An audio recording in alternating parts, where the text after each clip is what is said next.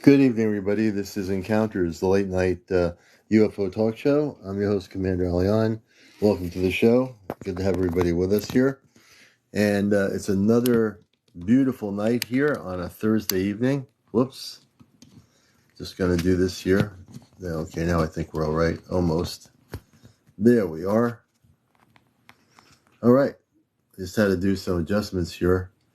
And good to have everybody with us. We're on early tonight. Early on the late night. This is now about roughly 10:25 on a Thursday night on the East Coast of the United States with Encounters. I'm your host, CmdrAleon. Everybody, welcome to the show. We're going to have a great show tonight, and we're going to see what happens. We were on this morning. Hey, Chesno, we're on this morning briefly. Our DOD friend, Shai, came in just for briefly a few minutes to say hello. Not on live, but she just came in and said hello. We knew she was there, and that was nice. But we'll see if she's busy tonight. And if she's not too busy, maybe she'll come in and go live tonight, and we'll see what happens. I know she can pop in whenever she's extremely busy. That we do know. So she has a lot to talk about. We'll see if she's able to have time tonight or if she's really busy doing things. But welcome to the show. It's nice to everybody in who've never seen me before. If you've never been here before or been on our live broadcast, this is Encounters. I'm your host, CmdrAleon, host of WESU-FM's Cosmic Eye Radio, Astro Command Radio for 20 years. I'm also the host of this show here, Encounters, and it's just really good to see everybody here. It's a great night. The energy is really crazy. The moon is almost completely full. I think the full moon is driving people crazy in a lot of different ways. If you're spiritual, if you're just a person out there, I think you're just being blasted with the stuff from the moon or whatever. I mean, I know it's been a crazy day for a lot of people leading up to the full moon. Other than that, everything is amped up energy-wise. If you're not feeling it, you should be feeling it. Things are extremely crazy and amped up energy-wise around the planet. A lot of, depending who you are, the energies are really strong. Did you hear about the UFO which crashed in Madrid next to the university one day ago? No. Do tell, Sonic, little player, my friend. Tell us. I haven't heard about that. And the fact that it went public and that a UFO crashed in Madrid near the university, can you tell us a little bit more about that? And if it was an unmanned UFO, that's one thing. But we wonder now, did they find any occupants on the crashed UFO Madrid from the other day? I'd like to know that for sure. Absolutely. So now, that is very interesting. Michelle, Anna, everybody, Wise, Shira, Star-Lord, good to have you with us. Zion Rook, 7. All these different names. Stacy, welcome to the show. And everybody coming here. Susan, thank you for the roses. To start, you're the first one doing the first gifter this evening. So thank you. You bid everybody to the gifting to start. Susan, thank you for another rose. I got 2 roses from you. 3 roses I'm getting. Wow, that's pretty cool. We'll take it. So if you see people gifting me, there's a reason why. And we are here on a lot of levels for you. Sandy, good to see you. Susan Graves, welcome to the show. Everybody around the world. We got people all over the place, all over the U.S., wherever you are, Europe, Asia, Africa. We want to hear from people everywhere in the world, everywhere. And we're going to be here for a while tonight. So we got on early. We'll be here. It's almost 10:30. I am so amped up. I'm excited to be here. If you cannot notice that, I am so excited to be here. Please share, please like, please please share and like. Become a subscriber. That's really important, folks. Whether it's right here, when you go to the subscription part, where you see the star here, press the star. We have 34 subscribers. I'm trying to get to 100. If I get 100 subscribers, we're going to raise money for the Ashtar Command C5 project, which we are involved with here. We're co-creators of the project for over 8+ years.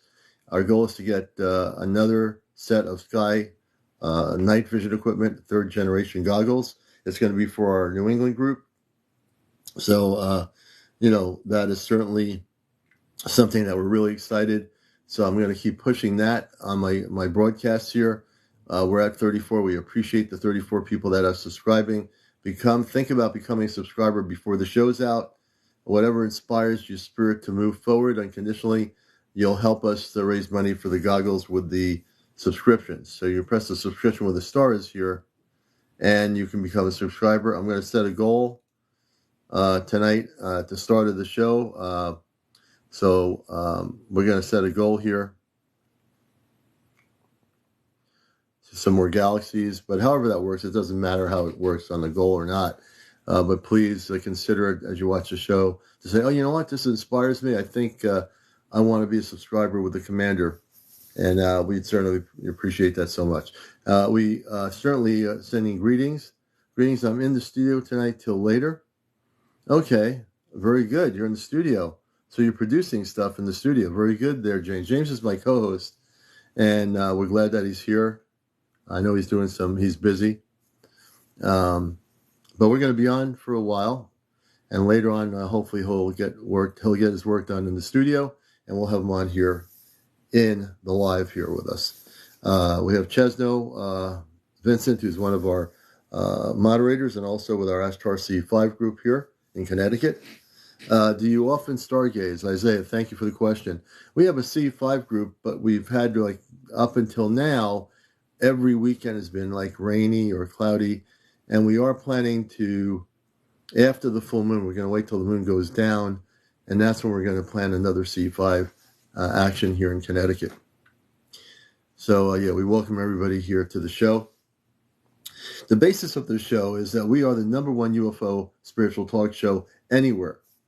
Whatever's been happening lately, a lot of what used to be, there used to be a couple of months ago, there were probably a dozen people talking about UFOs and ETs.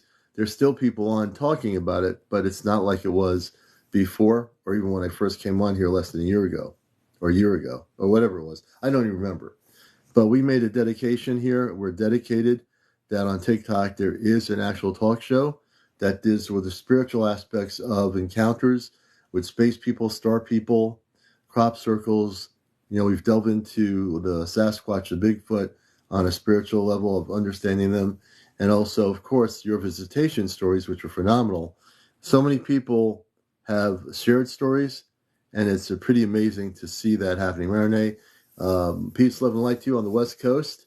She's one of our other moderators. We have Chesno. I have very bad reception. Wow. Hey, we gotta get that spaceship down there to amp up your system. We have to get James a spaceship so he can come above the atmosphere and get good reception. So yeah. And Skipper Boy, welcome to our show. Yes, it's horrible. Wow. That's crazy, man.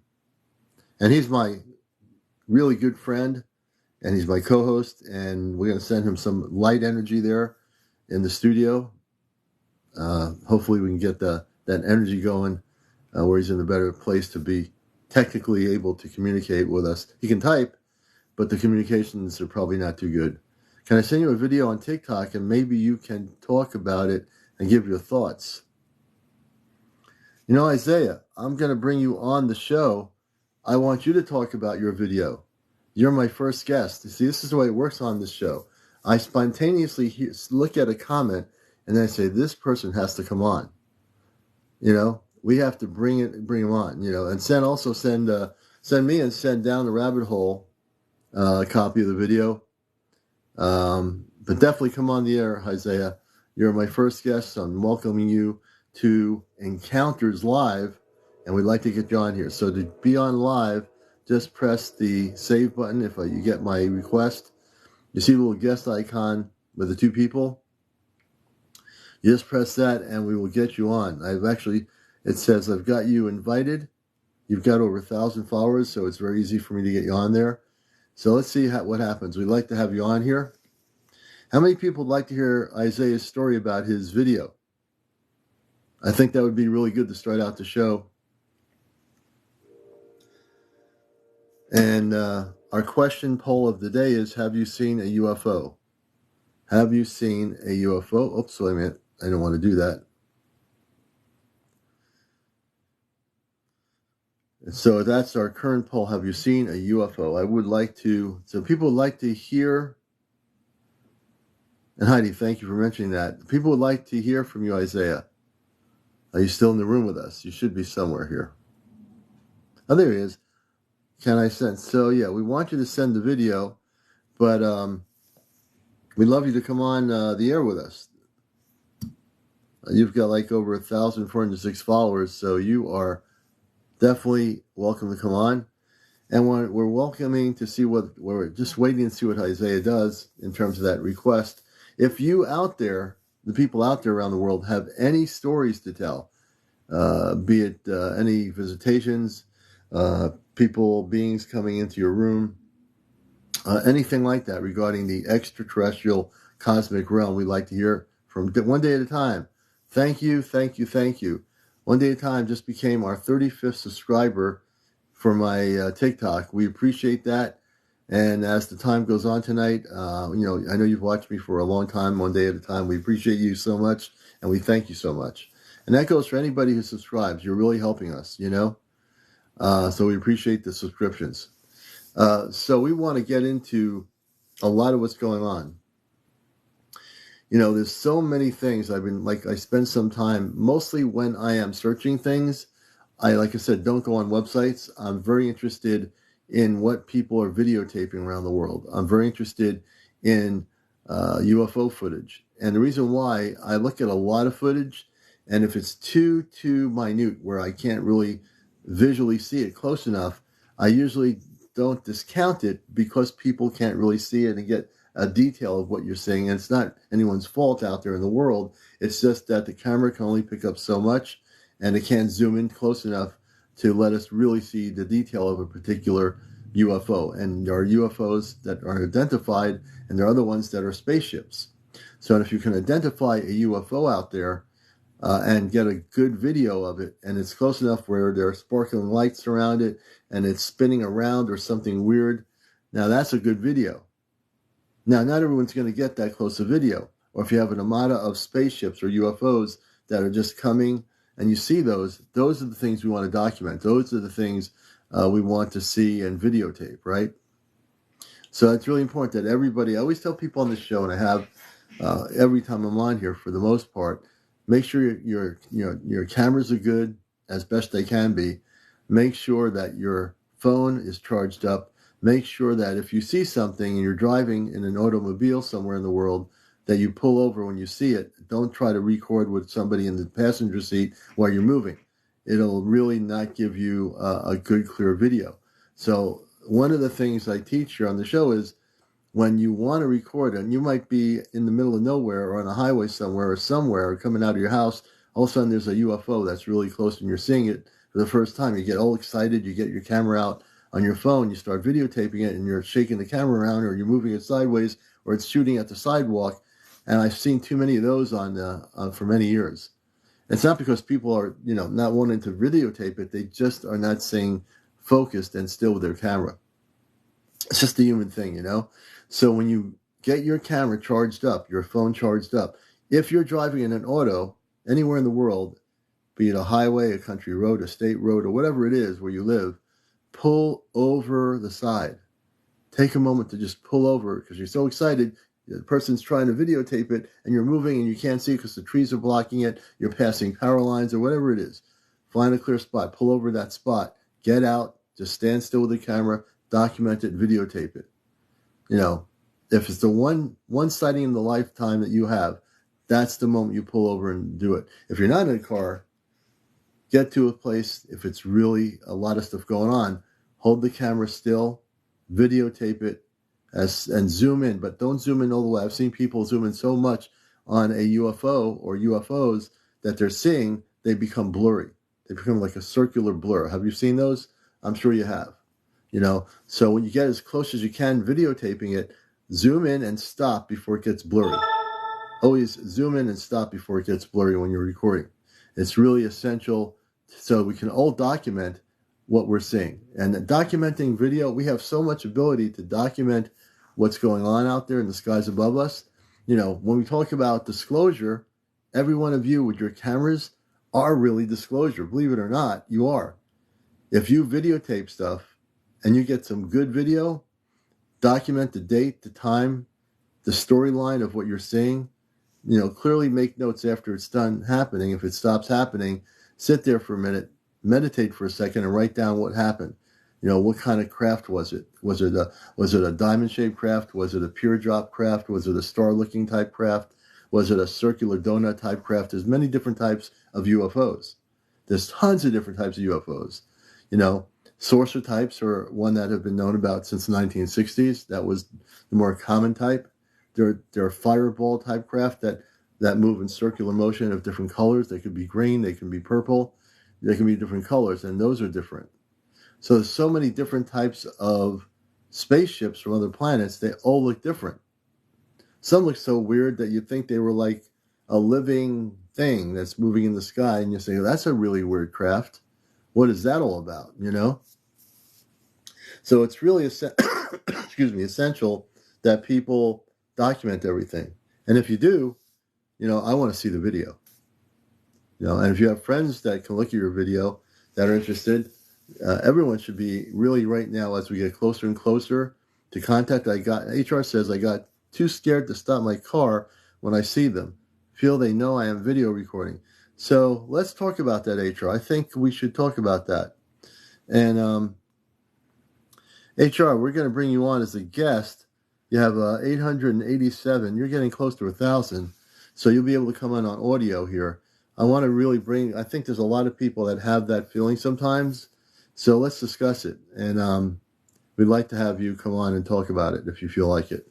Nothing to be afraid of. On this show, I'm a contactee. I've had direct contact when I was a kid.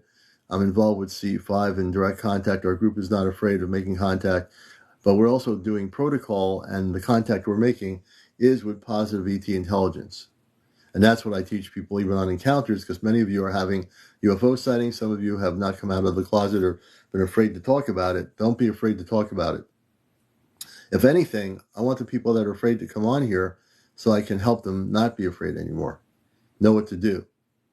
So it's like a cosmic psychologist, that's HR. That's something that some people do feel is when they have that happen, they have a sense of fear. And if I can help people that are afraid when they see something, just because the human mind reacts that way, the human mind says, "Oh, what the heck's going on here? There's this crazy UFO thing, and I see it, and it's following me." And let's say the UFO is following a person. And it doesn't mean they're going to get taken on or abducted or anything. It just means, for whatever reason, that ship is following you. That's pretty interesting. And when that happens, you're wondering, okay, what's going to happen next? If you watch films like Close Encounters of the Fifth Kind, or Close Encounters, if you watch Steven Spielberg movies or any movies that you've seen, or documentaries where filmmakers make these CGI films, kind of showing you this person was traveling and all of a sudden they were taken on board a ship and abducted. But that's not always the case.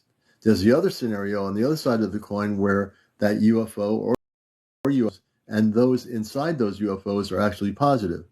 They're actually there to assist and help people. And it might be, that they're trying to make communications with you, and you're your mind is so frazzled and afraid that you're just keep going. You don't want to stop because you're not sure what's going to happen. But that's the human fear. That's the human emotion. That's the human reaction to something we don't understand. If one does not operate in fear and has a sighting of something near them, and that thing is hovering, let's say you're not in a car, let's say you're coming out of your house, hypothetically you're in a neighborhood where you have 2 acres of land, the other houses are down the road, this thing is hovering, you go out and look at it. Now there's 2 ways the human mind will react to that.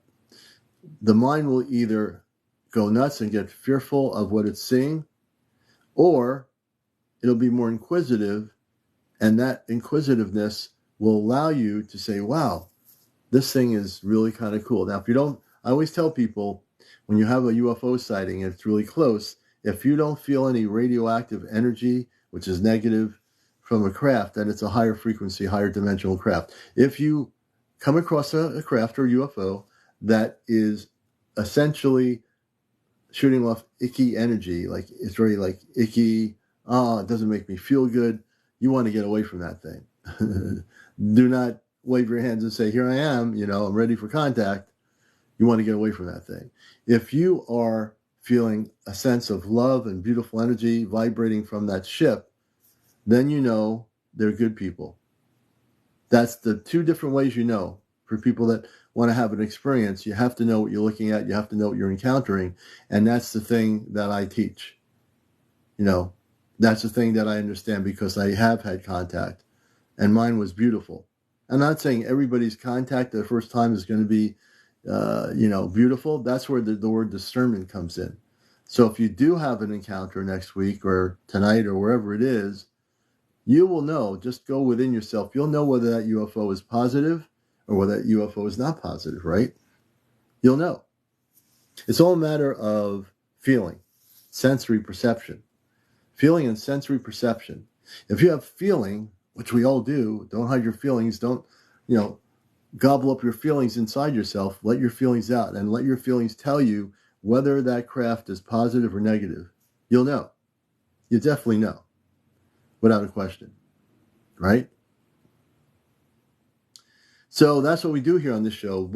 We get into the whole spiritual gamut of the whole subject of UFOs. The spiritual, the visitation, the encounters. When people says, I want to talk to a UFO, I've had people say to me over the years, I really do want to talk to a UFO. And I sit there, I don't want to laugh because it's, really not thing to laugh about. It's just a lack of knowing the wordage. So you're not talking to, for people that think, I want to get out there and talk to a UFO right now. And if I ask you, do you want to talk to a UFO? I'm not going to do that because I don't know what the answer is going to be. But you don't talk to UFOs. So let's just help you out here. UFOs do not talk to you. They're intelligent beings inside those craft that are telepathic and can communicate with you. But you don't talk to UFOs. I'm kind of half, kidding around here. But you really don't talk to UFOs. People didn't know how to answer me. For over years, people would say, I'd like to be able to talk to a UFO. I'd like to have my first UFO that I can talk to. And I'm saying to myself, I have to help these people out. Because they're not talking to UFOs. They'd be telepathically communicating and using your human feelings to feel how you feel about the beings on that ship that you've never met. All you're seeing is their craft. So inside that craft are star people, space beings of different types, and who knows what they look like, but you'll know in your feelings if you feel a lot of love coming from it or whether you feel not very good about it, They think of stories like Travis Walton on his book, Fire in the Sky. Not the movie, but the book. The movie was a disservice to Travis Walton. I have the book. The movie was totally different than the book.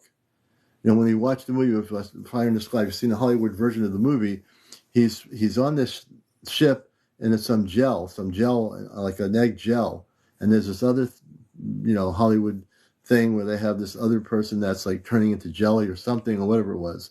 And then he's walking aboard the craft with glasses floating in the walkways. And so Hollywood did a disservice to Travis Walton because when they made the movie, they didn't go by the book straight on. They took liberty with the book. And of course, Hollywood does their thing and makes it a fear-based thing. And his book is totally different than the movie.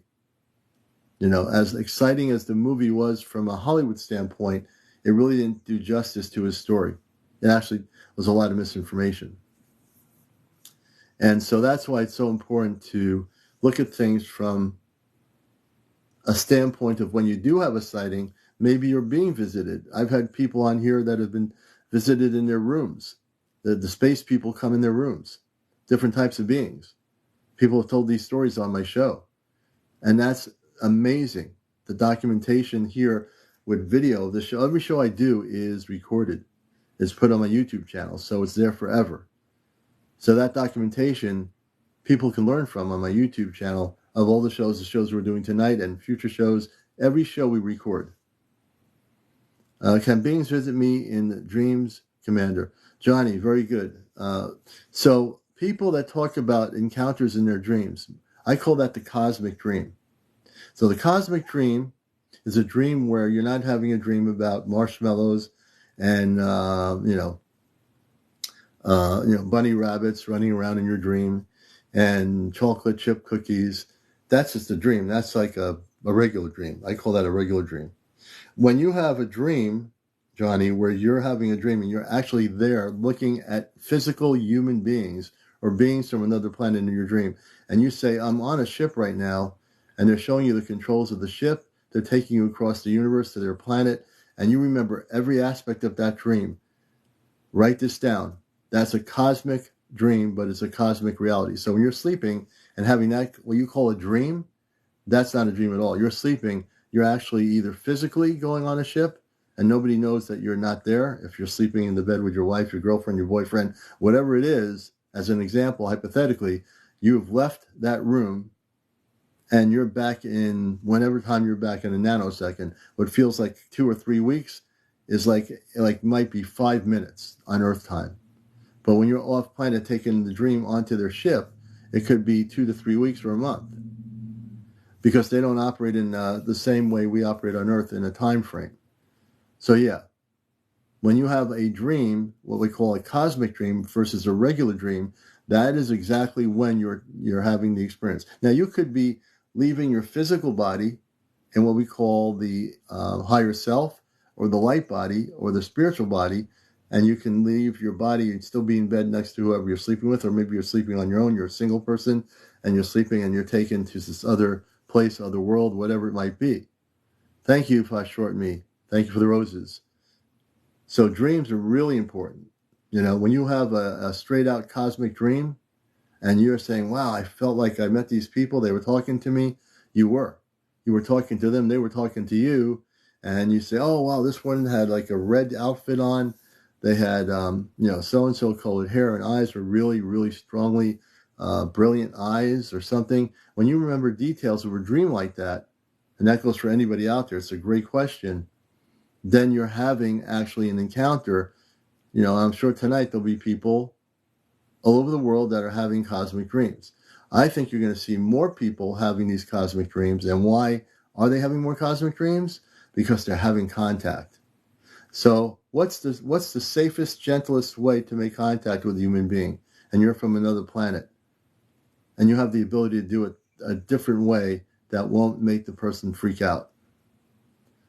So if you don't want the person to freak out, then you just say, we're going to communicate with that person in that room, or the person in that barn, or the person that's on the beach by themselves.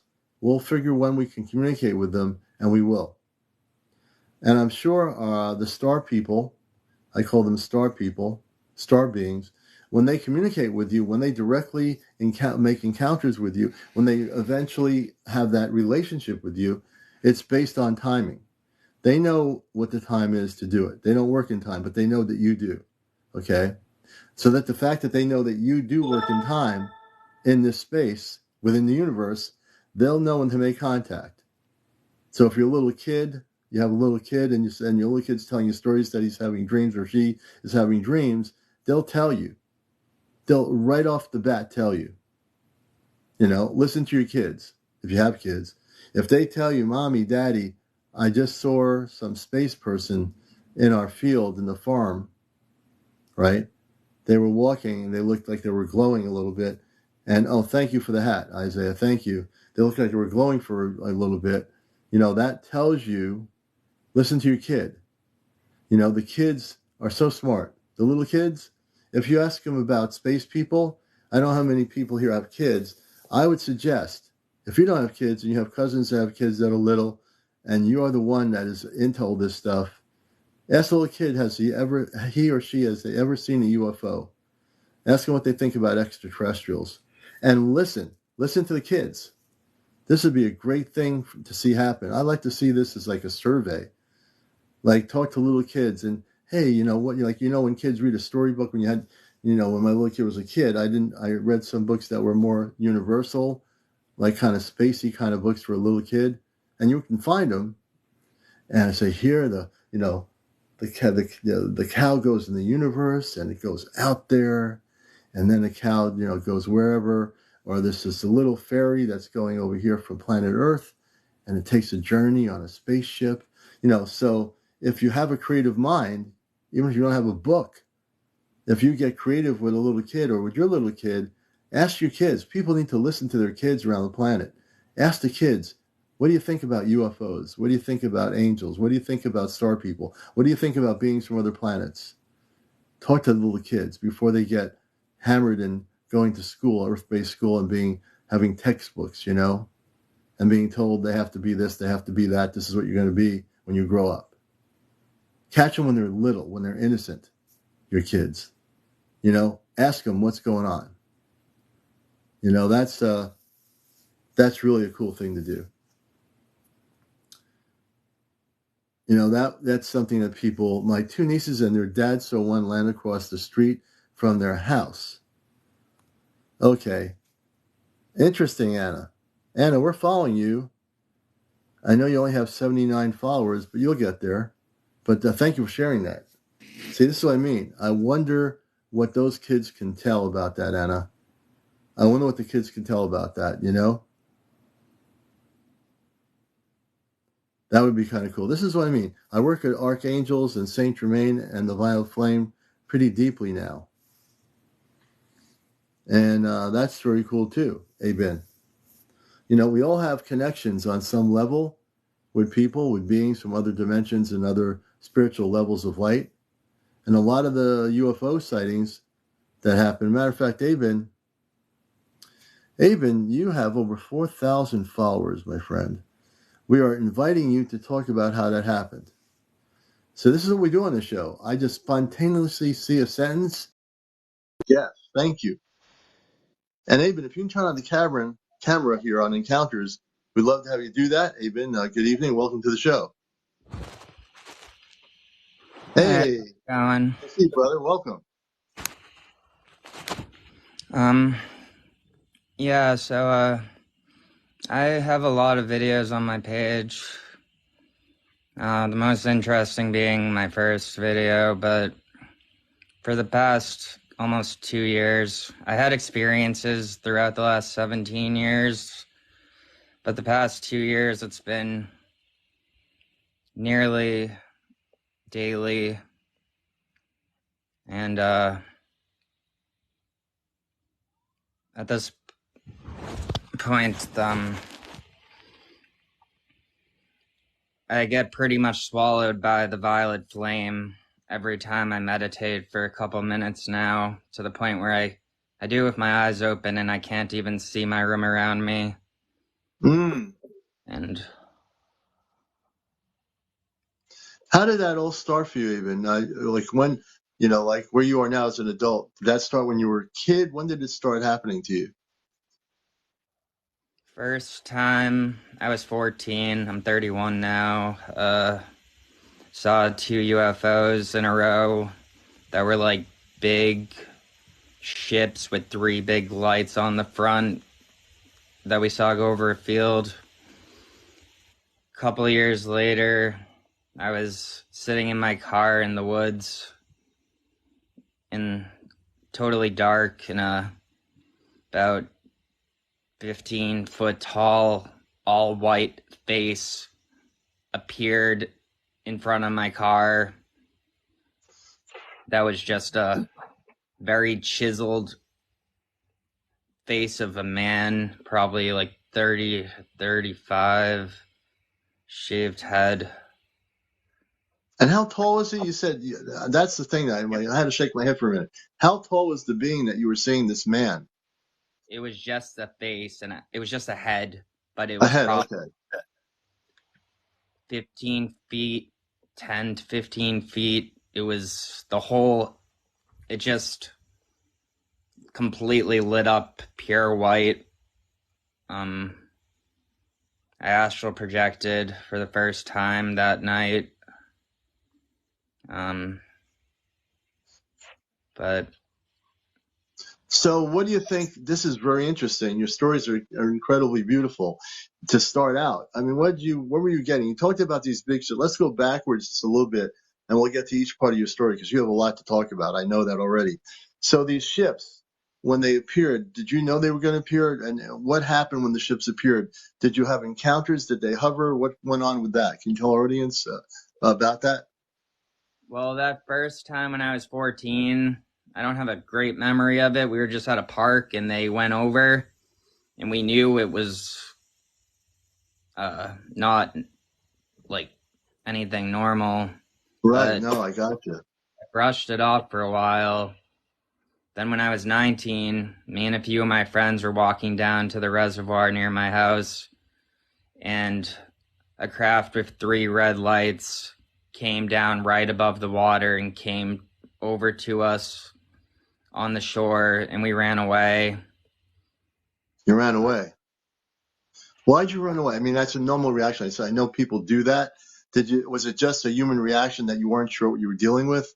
And so your mind said, let's go, let's get out of here. That's normally a really natural response too, right? Yeah, I mean, but that was 12 years ago now, and over the past year and a half, I've had one night I had 2 ships that were like triangles with a light in the middle and 2 big balls of light on each end. But then when they got lower, they were just slightly arched, and they basically landed like 30 yards away from me, 2 Really? within an hour, and they didn't hit the ground, but they were about 10 feet above the ground. Yeah. This stuff, I've caught a lot on video, but I know most of the stuff the crazier stuff I've seen, I have a feeling they wouldn't allow me to catch. Like last week, I saw within an hour 3 what looked like just giant beams of light shooting above my head and disappearing, going like closer to 1,000,000 miles an hour than 1,000, I'd say. I don't even know. It was just Yeah. Yeah, that's kind of hard to deal with in terms of they go at a different rate of speed versus our Earth-based technology. And so I'm getting the feeling, and I read, if you watch my show, if it might be your first time, I read energy. I work with galactic levels. I've been dealing with a specific being before there was any internet or website. So I work with the Ashtar Galactic Command, which are real space people, but they're from a very high frequency. They're called Christed beings of light. They're from many planetary worlds. So I'm listening to the story. I can relate to it so much. And I did myself have a sighting of a ship about 2 football fields in length in the 80s when I came out of a club. I was doing reggae music at the time. And also I heard a voice say, look up, and I saw this big ship. So I can relate. I'm so much relating to your story. Did you feel, was there any telepathic communications with you? I mean, it seems like you're having regular things occur that way. And I have a feeling there's got to be some sort of contact happening. yeah. Well, I have been recently channeling more during meditation. I wasn't sure if I was doing it for a while, but the first experiences I had that were very significant about last winter happened 3 times. They took me out of my body. The first time, I was brought into this dark room with just 2 beams, and I was just facing, but to my left, there was a door cracked with intense white or yellow light coming out of it, and something was communicating with me from inside that door, and it told me stuff. I'd think something, and then as I thought it, I'd instantaneously receive a full answer, like not word for word, but full sentences all at once. And they said, like, the most important thing they said was the universe was created out of the essence of love. Interesting. Well, and when you heard that, did you already feel that way yourself, or was that synchronicity there when they said that to you? It made sense. I Mm-hmm. just don't know where. I'd like to know now where the essence came from. Mm-hmm. But Yeah. uh, No, you're very connected. You know, your energy is very pure. Your light is very pure. And they are actually, the way I'm getting things now as I read energy very quickly, they're just, waiting to connect with you more on a physical level. I think they will. You have a very strong relationship. I'm trying to figure out where they're from. I will read energy enough to figure out that much. But these beings, these actually star people, are from a very high vibrational pattern of frequency. That's why what you call channeling, you're hooking up to another level of consciousness with certain beings, and you're able to more or less, you're a telepathic communicator. You're not really a channel. You actually have the ability to hear what they're saying, that we call that telepathy. So you have the ability to you're actually activated, and you do use telepathy, and that's when you're listening to them, you're hearing what they're saying to you. They're talking with you on a conscious to conscious level, which I teach people in my workshops. So this is really beautiful, because you are doing that. So do you feel kind of excited without ego? I don't see any ego in you. It's like, this is happening. Do you realize how important it is right now? What's going on? I had trouble with what they were telling me about. They said that I could help heal the world, and I've always, the hardest thing I've had trouble with is like loving myself, which is like one of the Mm-hmm. most important things, but I'm like almost there fully. Mm-hmm. And I just don't know exactly why. I'd like to know why it's happening to me. But Mm-hmm. sometimes I, when I am hearing them, I'll take a backseat to myself and they'll speak to me through me using my own voice, and I'll be hearing myself talk out loud, but it Okay. doesn't sound like the way I talk, and it's stuff I've never thought before. But it's like Yeah. my out of my mouth, but I'm listening to them, and it's always like a whisper and very calm, and they always tell me everything's okay, Yeah. not Yeah. No. good or Go ahead. bad, just okay. Yeah. So my spiritual counselor is Grace. She's usually on my show, and I thought she'd want to be here. And I can help you too, because when I heard that last part about having the way you feel about yourself, I want you to know that you are incredibly loved. You're loved on so many levels. I'm glad you're here on this show because everybody here supports my guests. You're not alone. I think sometimes you felt alone.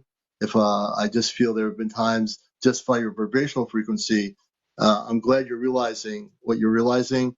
You're very loved, man. You're just a beautiful person, and I want you to know that. Because if you I'm don't know that, I want actually you to know bi that. Yeah. now for some reason. Yeah, I want you to know we love you, man, and you have a lot to talk about. We're going to let you stay on and talk about it because that's what we do here. And you're part of our cosmic tribe here. That's why your inner spirit guides you. When you say you're now bringing out that voice, what you're bringing out is your inner self, your cosmic self. We call it the higher self or the cosmic self. So you're letting that cosmic self come out like a flower blooming in spring. You are that flower. Now it's blooming, it's a cosmic flower, and you have so much to give the world. So believe in yourself, and you have no ego. Believe in yourself that you have a mission on this planet with all of us. We all have a mission. You have a specific mission, and those space people that are showing their ships to you, there'll be a day when you'll be invited on their ship, and you're going to come back with some really incredible information from them. And I get that so much. Grace, say hello to Grace. She's a good friend of ours and with our local Ashtar Command Group here in Connecticut in the U.S. Hi, And she's Dave. just a beautiful. So, Grace, you've been Hi, listening.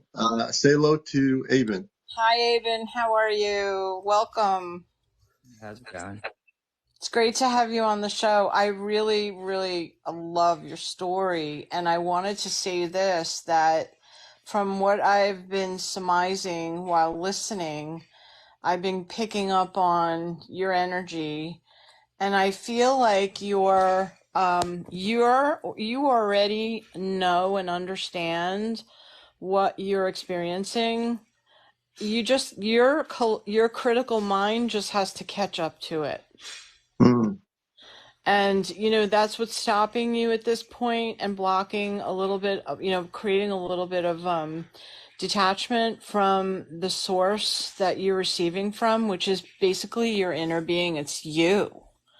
And when you ask the question, who is that that's talking to me? That's you. That's your higher self talking to you. That you're like part of the universe, right? They like, the creator who creates worlds is in you. So Mm. you're connecting not only to that, but you're also connect to a higher, you know, consciousness, but you're also connecting to yourself. And Mm-hmm. Right. so that critical mind, the job of the critical minds is to come in and literally keep you from that. And so you just have to push it away.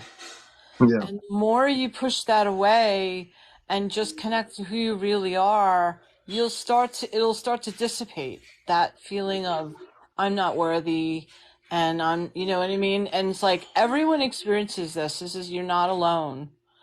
Mm. This is all just part of like going through like kindergarten and I call it the spiritual levels of, the schools of spiritual understanding. So it's like being in kindergarten, and it's being like, graduating from kindergarten into, the first, second, and third grade, and then middle school, and then high school. And then on from there, but it's really just, it's self-acceptance, and it's just knowing the different aspects of how the brain works and how the cosmic, mind gets, we get interference. We're constantly being messed with, but we have to realize that we're the ones that are doing it. If we understand that, that the ability that we have these abilities, we can go so much further than we could ever imagine. Mm. Mm-hmm. I Does that hope make that sense, makes Abin? sense. Yeah, I last year at one point, the girl who was channeling for me, I told her, I was like, I think you're channeling me to myself, but then it started becoming Archangel Michael a lot, and Mm-hmm. I've been Yeah. told he's very close to my friend. My best friend has had experiences his whole life and channels for me, and said he was extremely close to me, and they are protecting me from something, and I'm not really Mm. sure everything. Yeah, and I I believe they're protecting you from, they're giving you protection and love because they want you to understand that Mm. I feel like you feel like you're not worthy of this, and I want you to understand that that's why they're embracing you. Angels heed to the word of God, so, or hearken to the word of God, which is a higher understanding. And I don't mean that in a biblical sense. I mean that when we speak high about ourselves and we raise the vibration, and we are, the angels hearken to that. They come to that. Mm. So they know you're working towards this evolution spiritually, but you just have to get out of your own way in a sense. I think Chesno just said the same thing. But The yeah, universe is he moving just them. said the same thing you just said. Yeah, it just The caught at universe the is very moving them end. out of your way. Yep. Yep. So it's really just a matter of surrendering to it, and the channeling part. And I know Commander agrees with this. The channeling part can be difficult because channeling is there's a variable in it that it's an uncertainty. For me, it's like Mm. that inner voice is bottom line. Yeah. The inner voice, Abin, is really the thing. A lot of people, the definition of channeling could be different. Like when people are channeling, if they tune in, a lot of times people are channeling their higher self. And if the higher self comes through, that's the higher level of who you are, Abin. It's like the higher level of you spiritually, cosmically. It's all of you in one physical human form. So here's the outer you, the human form. Here's the outer me, and I came in the closet years ago, and I told people that I came from Mars, and I didn't care, and I did that many years ago. And so I'm very out there about where I come from. I really don't care. And but when you're working in a Christed consciousness, and we don't talk about like the Earth Christ, we're talking about the cosmic Christ. We all work. You're working on that Christed vibrational pattern, which is why you feel connected with these certain names, because they are very vibrational frequencies. But in essence, you are, like when I tell the people they are Christ consciousness on a cosmic level, we are all aspects of Christ consciousness, including yourself. No one is separate from that. When you say I'm channeling this energy that I'm getting from from Gabriel, and the different energies you're getting, those are very high vibrational frequencies. So what Grace is talking about is so important, that you honor yourself. The one thing, because we live on this planet, people tend to be, there's so many mixed energies on Earth. Growing up, people don't understand us sometimes. When I say us, all of us, we understand us. Not everybody out there does. People are more open to it now because of all the things happening around the planet, all the sightings of spaceships, and what I call spaceships, not Earth-based craft, but spaceships. People having encounters on my show, coming out of the closet, telling their stories, just like what you're sharing, which is very unique. You're a very, pure soul, and I think Grace would agree with me. You have a very pure energy. Your friends are protecting you, but at the same token, as they protect you, which is beautiful, they're your friends. They're truly, deeply your friends. We're your friends here now too. You see, now you've come into a place where Grace is your friend, I'm your friend, we're your new friends. So now your friends are expanding, and we will always be willing to help you out anytime, and you have so much more to tell. So I don't want to stop hearing your story. So I kind of know that you are being visited probably in your sleep state. When I close my eyes, it's not because I'm sleeping. So people don't think I'm sleeping because I'm talking, right? Is that that's how I zoom in on you. So you are having, maybe not yet, they're not consciously letting you know they're there, but they will come into your environment, meaning where your living space is. They're very, very high frequency. They will not do anything to get you to jump up out of bed and be afraid of them, because they're beautiful beings, but they're just gently coming in. Do you ever feel the presence of them in your house or your apartment or your room or anywhere? Yeah, I've Because they're recorded there. during my meditation, I've recorded light beings around me and like Mm-hmm. film them, and my dreams aren't normal. I don't know how I feel about dreams anymore. I don't think they're just dreams, because Mm-hmm. now I can fly whenever I want or levitate, and I see crazy ships every night in my dreams that I like, UFOs I've never seen before while I'm awake. And Mm. I ask every night if I want certain people to be in my dream, or if I want to learn something in my dream, I'll ask before I go to sleep, and they'll be there.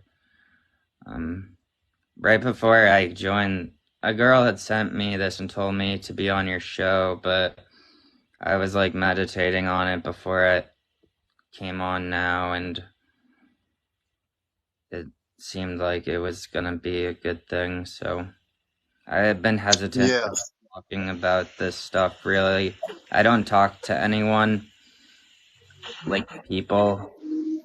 I just talk to, I mean, it seems like I'm talking to myself all day, but like I'll ask them questions, and then it's like they'll answer everything at once if they're coming through, like that I've asked over a week or so. Like, and I'll just sit there and take it in. But it's hard to remember. I do with my eyes open, but it's still like a dream state. When I come out of it, it's like I start to lose it. like what I had just heard, like waking up from a dream almost. But I purposely do it with my eyes open, so I know I'm not asleep. But it's So you have constant. People need to understand this, and I am listening to every detail of what you're saying, and it's beautiful. And you have to understand it is because I mean, I'm sure there are times when you say, let me take a break here for a minute. I know I do that with my space brother, Kadar Manka, I'm a telepathic communicator. I've been that way, I think, since I was a child, but I didn't know I was doing it. So with you, you're having these things in your dream state. What I always teach people is when you have a dream that you're seeing spaceships in the dream, it's not a dream. You're taken into another realm in your dream. That's sometimes not easy for the conventional 3D mind. So the 3D mind's going to say, no, you're not having that happen. So I tell the 3D mind when it tries to tell me that, I say, 3D mind, stay where you are. Don't say more. I'm having a real experience. I know you're trying to question me. So I talk to myself too. I'll talk inner self and say to my 3D mind, you don't need to interfere. Let everything just happen. It's okay. Just rest, just do your thing just be silent for a moment. So when you say that, I can so much relate to that. And I'm pretty sure there are people in this viewership who have also had that thing where that thing happens and they're saying, wait a minute.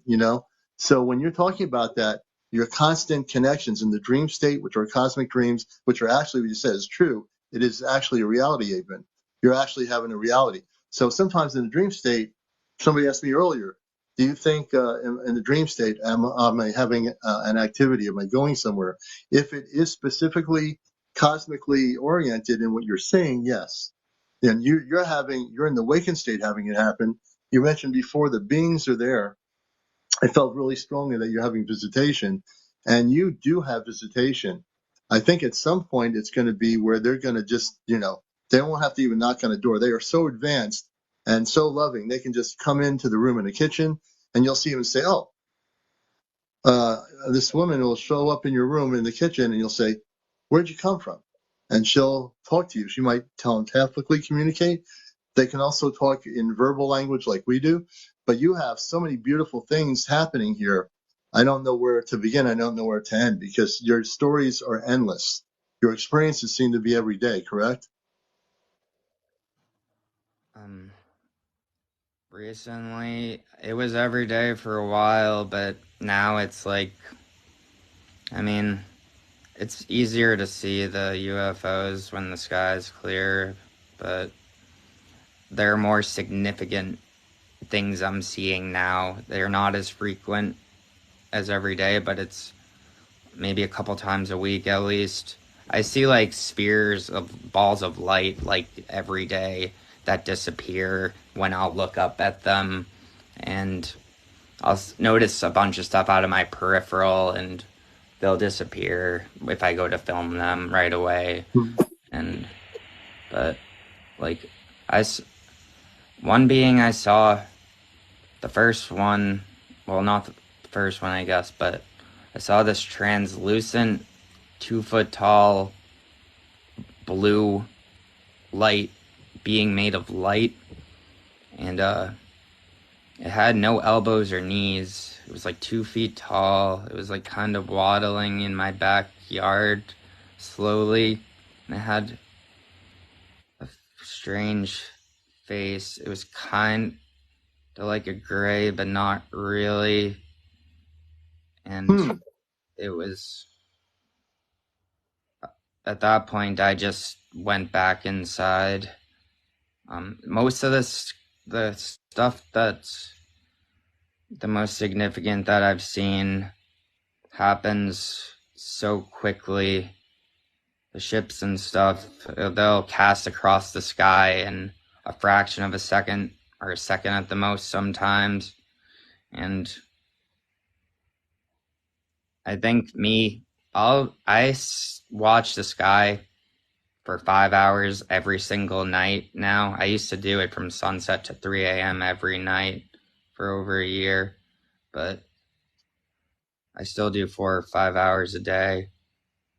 But I think it's prohibiting me.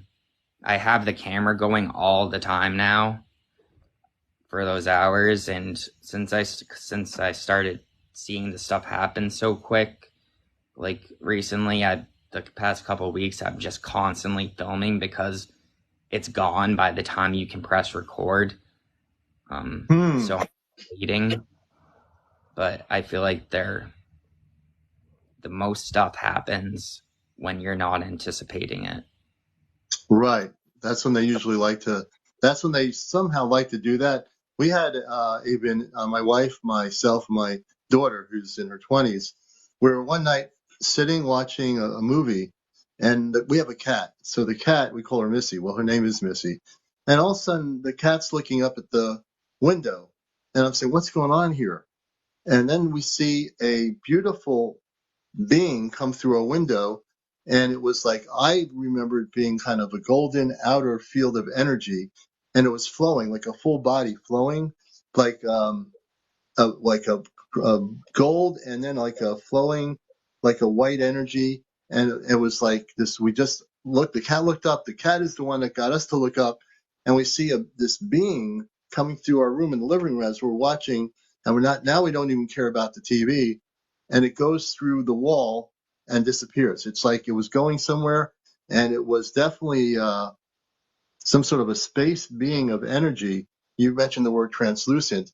I would say this thing was totally see-through, but it definitely had a full body, but it had a golden vibrational energy around it, which was so beautiful. And when that happened, we all stopped, looked at each other, because I was wondering if my wife had seen it, and my daughter sitting there, and I'm saying, what's going on here? The cat was the first thing. The cat noticed it before we did. But then I noticed it, and I was like looking up at the ceiling and the wall and the window right here on the right of me, and it came right through so quickly. It looked at us for a minute or went through, and then it just disappeared out the other side of the wall. So when you said translucent, I almost would say this being was kind of translucent as well.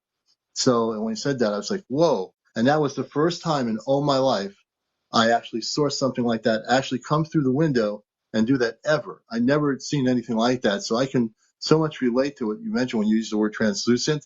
There are translucent beings, and they exist, right? You had that experience. And then so the one that was waddling outside, it wasn't a Zeta. That was some sort of other space being or some sort of intelligence. And we look at and perceive realities as intelligence being like us, like human, but not all intelligences that are spiritual or from other worlds look as big as we are. They all look different. So what you're saying about translucent, I think, is really important for people to know. As we learn about others in the universe, you're experiencing and sharing with us the part of your life, which might most likely help other people here. I think what you're doing is going to help other people right now as you're speaking. They're just like sitting here listening, and they're learning from you too. See, you're helping other people as well as yourself.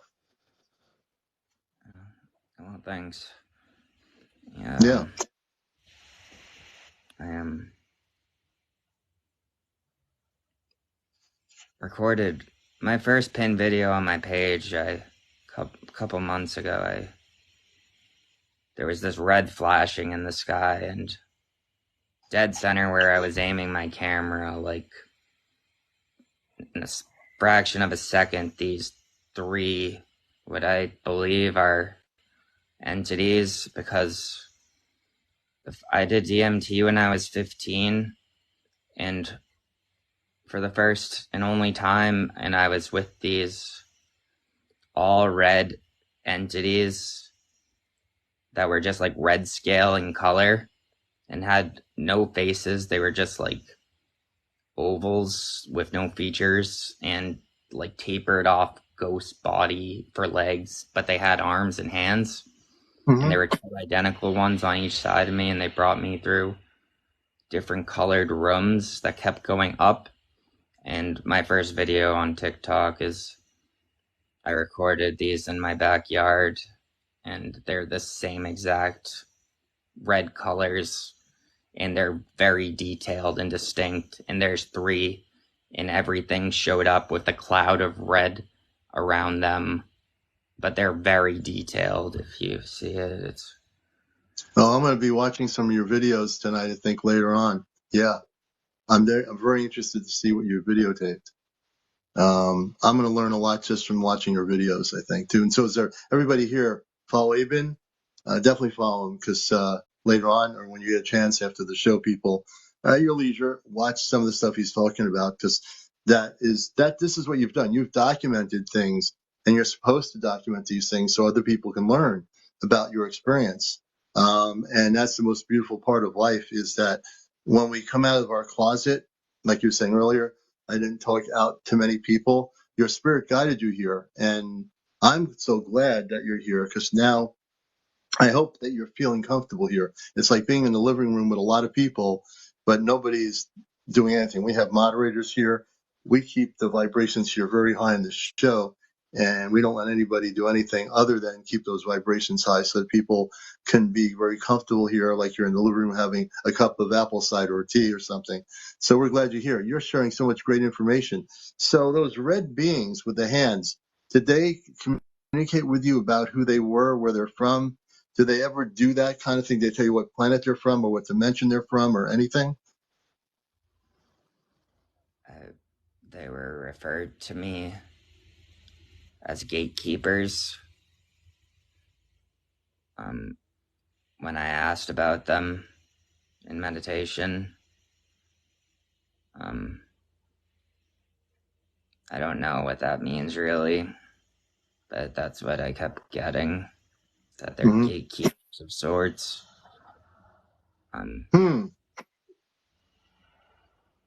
And hey, Grace, what do you think about that, about the gatekeepers? They've been talking about gatekeepers. I think so. You can appoint your own gatekeepers. So have you done that, Abin? When you meditate and you go into these states, are you appointing your own gatekeepers, or are you saying that they are gatekeepers that are just in these spaces that you reach?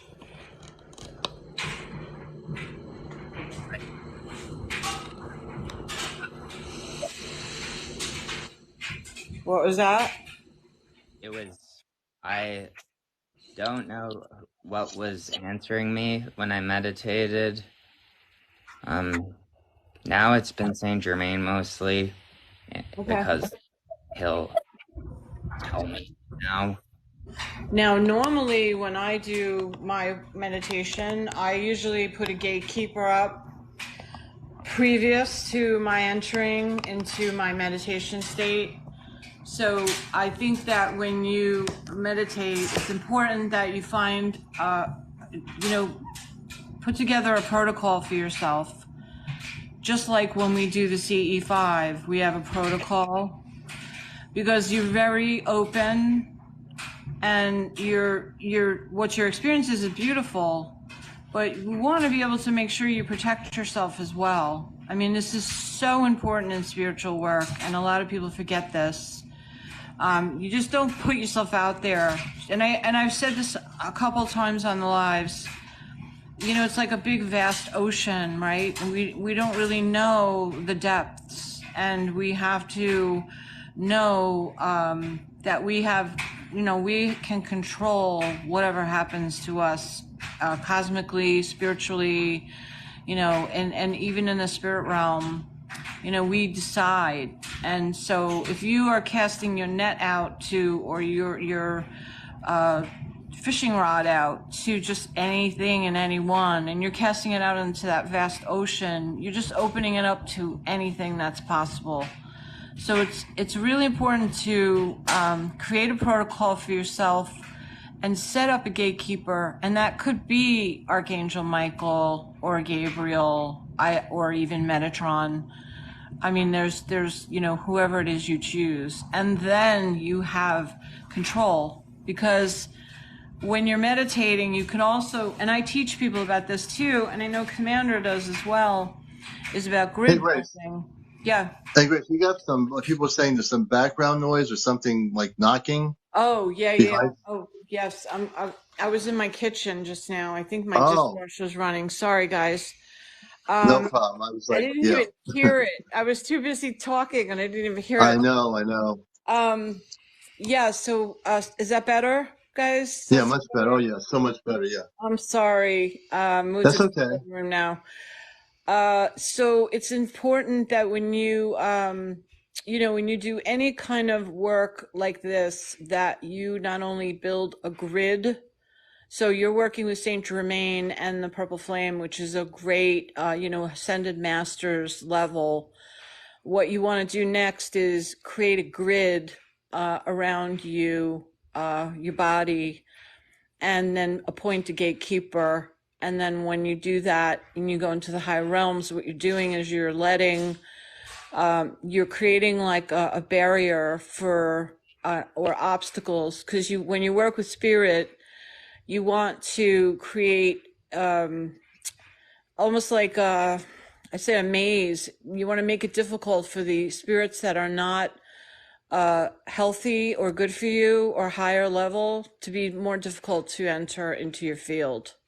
Mm. Especially when you're in a meditative state, because you're more vulnerable, you're more open, Mm. and we're like shooting ourselves out into the ethers, into the unknown. So you have to create astronauts travel with a spacesuit. It's Mm-hmm. just like you're creating your cosmic spacesuit.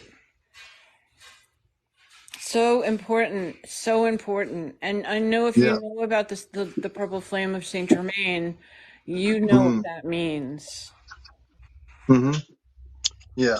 It's Haven. You have some really incredible things happening to you. It's just things are just definitely amazing. We're going to continue with Abin, and so continue on, man. You are the key to the show tonight, and we're just being blessed by your wisdom, your ability to come here, and for the first time, not be shy enough to come here and talk. And now you're learning as you sit here that you're amongst kindred spirits, and that's a beautiful thing. I see you're holding a crystal. You want to tell us what that's all about?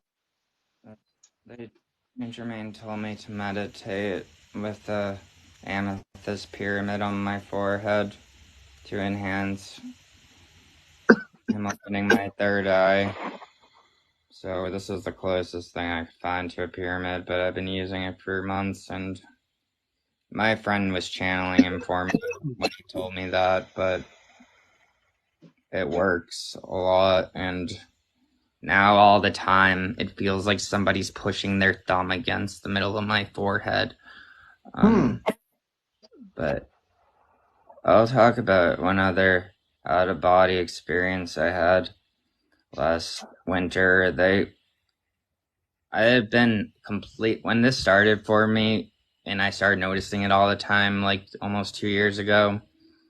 It alienated me from everyone I was friends with. I had a lot of friends. Mm-hmm. I talk to nobody anymore, pretty much, that I used to be friends with. Like, everyone was saying I was sick and crazy, but Mm. You're not. I You knew know, it was real. So you're I not. You're not at all. That's just exactly what happens, Aben. um, People, they're not. They don't know. They don't understand. Us, so to speak. You're part of us. We're part of you. They don't understand that you're so far without ego. You're so far spiritually advanced than they are. They just don't understand. And that's okay. Sometimes that separation is a good thing. And now you're in a new space where there's new people like us. Now you're knowing you're not alone. There are people. You're not crazy. Those people are just asleep. They're still in the matrix. They haven't woken up yet. I know nothing really bothers me anymore. Like, I don't think about any. I feel pretty good most of the time. Like, Mm-hmm. they told me that they're they're just okay. Like, feeling bad requires you find relief, and feeling good results in disappointment. So they're like a duality of everything's just okay. And an experience I had last year, I wanted nothing more than to just die and be one of them, because I thought that's what would happen. Mm-hmm. And I was just in my car in a parking lot in the woods, and they I heard something above my car, but I shot up out of my body or into my body, and I went through this white light for a bit, and then I ended up in just black open space, and I was observed. They made me think I died. I thought I was dead in picking my next life, and they showed me two options of the life that I could choose next, and there was like 5 or 6 all gray entities, just like on one side, just they looked like a Van Gogh painting almost, and on the other side was this girl I had liked, and she was just standing there motionless like a mannequin, and I was there bent over at the waist, hugging onto her waist, crying, and I was observing myself picking a life with her rather than picking a life with them, which is what I thought I had wanted. And they were showing that I still wanted human connection, and I had to decipher it. And I had felt like I had been there before. It's like there you don't think, you don't dwell on your life now when you go to these places. Like there's no questions, so there you need no answers, but you know everything, and what you know is everything's okay. And if you want to know something, you can access it, but you don't dwell on this current life. You just part of everything. Now, Abin, I have a question. Commander, do you need to say, were you going to say something? I just want to say one thing. So I knew when you came on here that the what you just mentioned now, I knew about it. I didn't want to say anything. When you mentioned you were thinking about not being here anymore, I knew you went through that whole thing for your experience. I didn't want to say anything, but you made the right choice, which was you have a mission on this planet. You know, you have such a strong mission. I'm glad that you're here. I'm glad that you didn't go in a way where you were going to just leave. I'm glad you stood in your spirit, and now that you're being who you are, because I know that was something that went through your consciousness at one point. You're like, why am I here? But you are here now, and you feel at peace with yourself now. I would think the fact that you're here with us now is the first time you probably have done this kind of thing on a public kind of forum or show. And when I heard you say that, I felt like I'm so happy. I said internally, I'm so happy that you chose to be here. You know, Don't you feel that way about yourself? I think you do.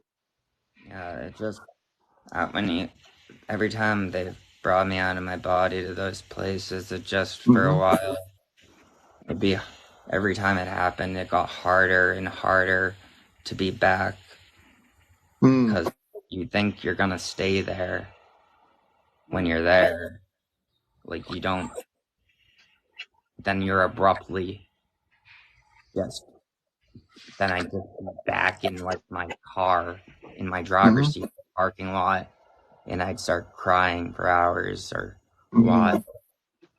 I'd have to decipher what they're trying to tell me if they didn't say it, but after that, I did try to kill myself, but I took so much of this thing, like drug, and I took enough that I knew could kill multiple people. I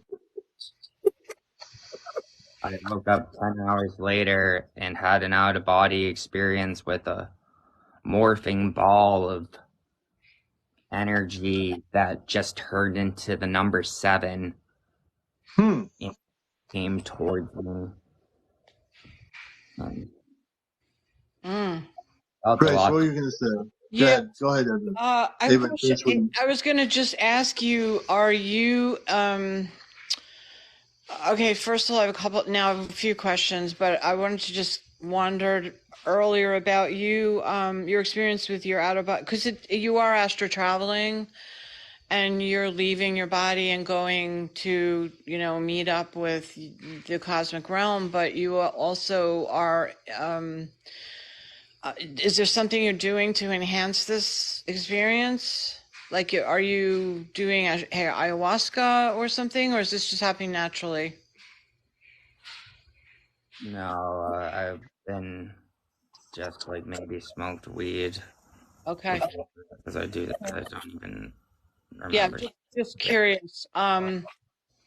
I would say for you, Abin, I mean, I love the stories. I'm fascinated by what, and first, another thing I wanted to say too, before I go on about that was I'm really glad you're here. And I know there are no mistakes and that you were led to Mm. be in the room with us tonight. And I think it's, wonderful that you're sharing and that you were led to be here because, I feel like there's guidance that needs to happen at this point, a spiritual maturity that has to take place because you don't want these wonderful experiences to turn in upon themselves. And this is where the protection comes from. And, I think Chesno might have said it earlier about, just learning, or someone mentioned self-love, Mm. and not wanting to escape because we are human beings, spiritual beings having a human experience, and we're here having that human experience for a reason. And we're here to teach others. And, I think what happens now is people are getting addicted to escapism and escaping, the life that they've been given. So just take that into account when you're looking to leave so often. And try to stay grounded a little more often and try to not go so high so often. Because I almost feel like there's this really cool icon that we used to use in class when we used to teach students where it showed the climb to heaven. And the ladder, it's like called Jacob's ladder, basically. And Jacob's ladder is pointing almost like horizontal, not like from the sideways in a way. So like, you have a ladder leaning up against the wall and you climb up that ladder and the ladder is sort of sideways. It's not like flat against the wall and it's not flat against the floor.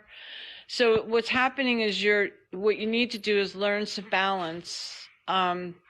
Because, and all, Buddhist teachings will talk about middle way. Jesus talked about that too. He talked about centering, right? Centering prayer, things like that. But Jacob's ladder is the lesson we used to talk about was like, you don't want to do too much high and you don't want to go too spiritual all the time and you don't want to go too earthbound all the time. You want to go in the middle. You want to like kind of be, climbing up that ladder, but yet climbing up that ladder with balance. That makes sense? Yeah, yeah. That I know I have to do that. I'm always trying to go to space. But Yeah, Mm-hmm. I mean, Mm-hmm. I feel the like same way too. I mean, I've had intervals in my life where I've been like, all I want to do is go high. And I found Mm-hmm. myself like almost levitating on a regular basis where I felt like I Mm. was always leaving like halfway in my body and halfway out. And and it's easily achievable. I mean, we have the capabilities of doing these things. We can leave our bodies and meet up with in the astral planes, but we have to really use discernment and say understand what's healthy for us as a human being, because sometimes it can mess with us psychologically. No, Mm-hmm. no fooling around. You Mm. really take that into consideration. I mean, I love hearing your stories and they're phenomenal, but I don't want you to feel like repressed because you've had these experiences, and because like every time you leave your body and you have these astral experiences, and it's more difficult for you to return. well, I And haven't had one since January that I remember. I've had like experiences, but I think I've been leaving my body sometimes, but I am not remembering everything like I did those 3 times, like Yeah. Oh, last okay. winter. Because I do think that we leave our bodies all the time. And, Oh, yeah, we definitely do. you know, I mean, I'm a time traveler, you know what I mean? I've been a time traveler since I was a kid. You know, I zap into different time frames. And, it's just, and I can do it a couple of ways. I can do it like spiritually, where you know, astral planing, and then I can do it while I'm grounded too.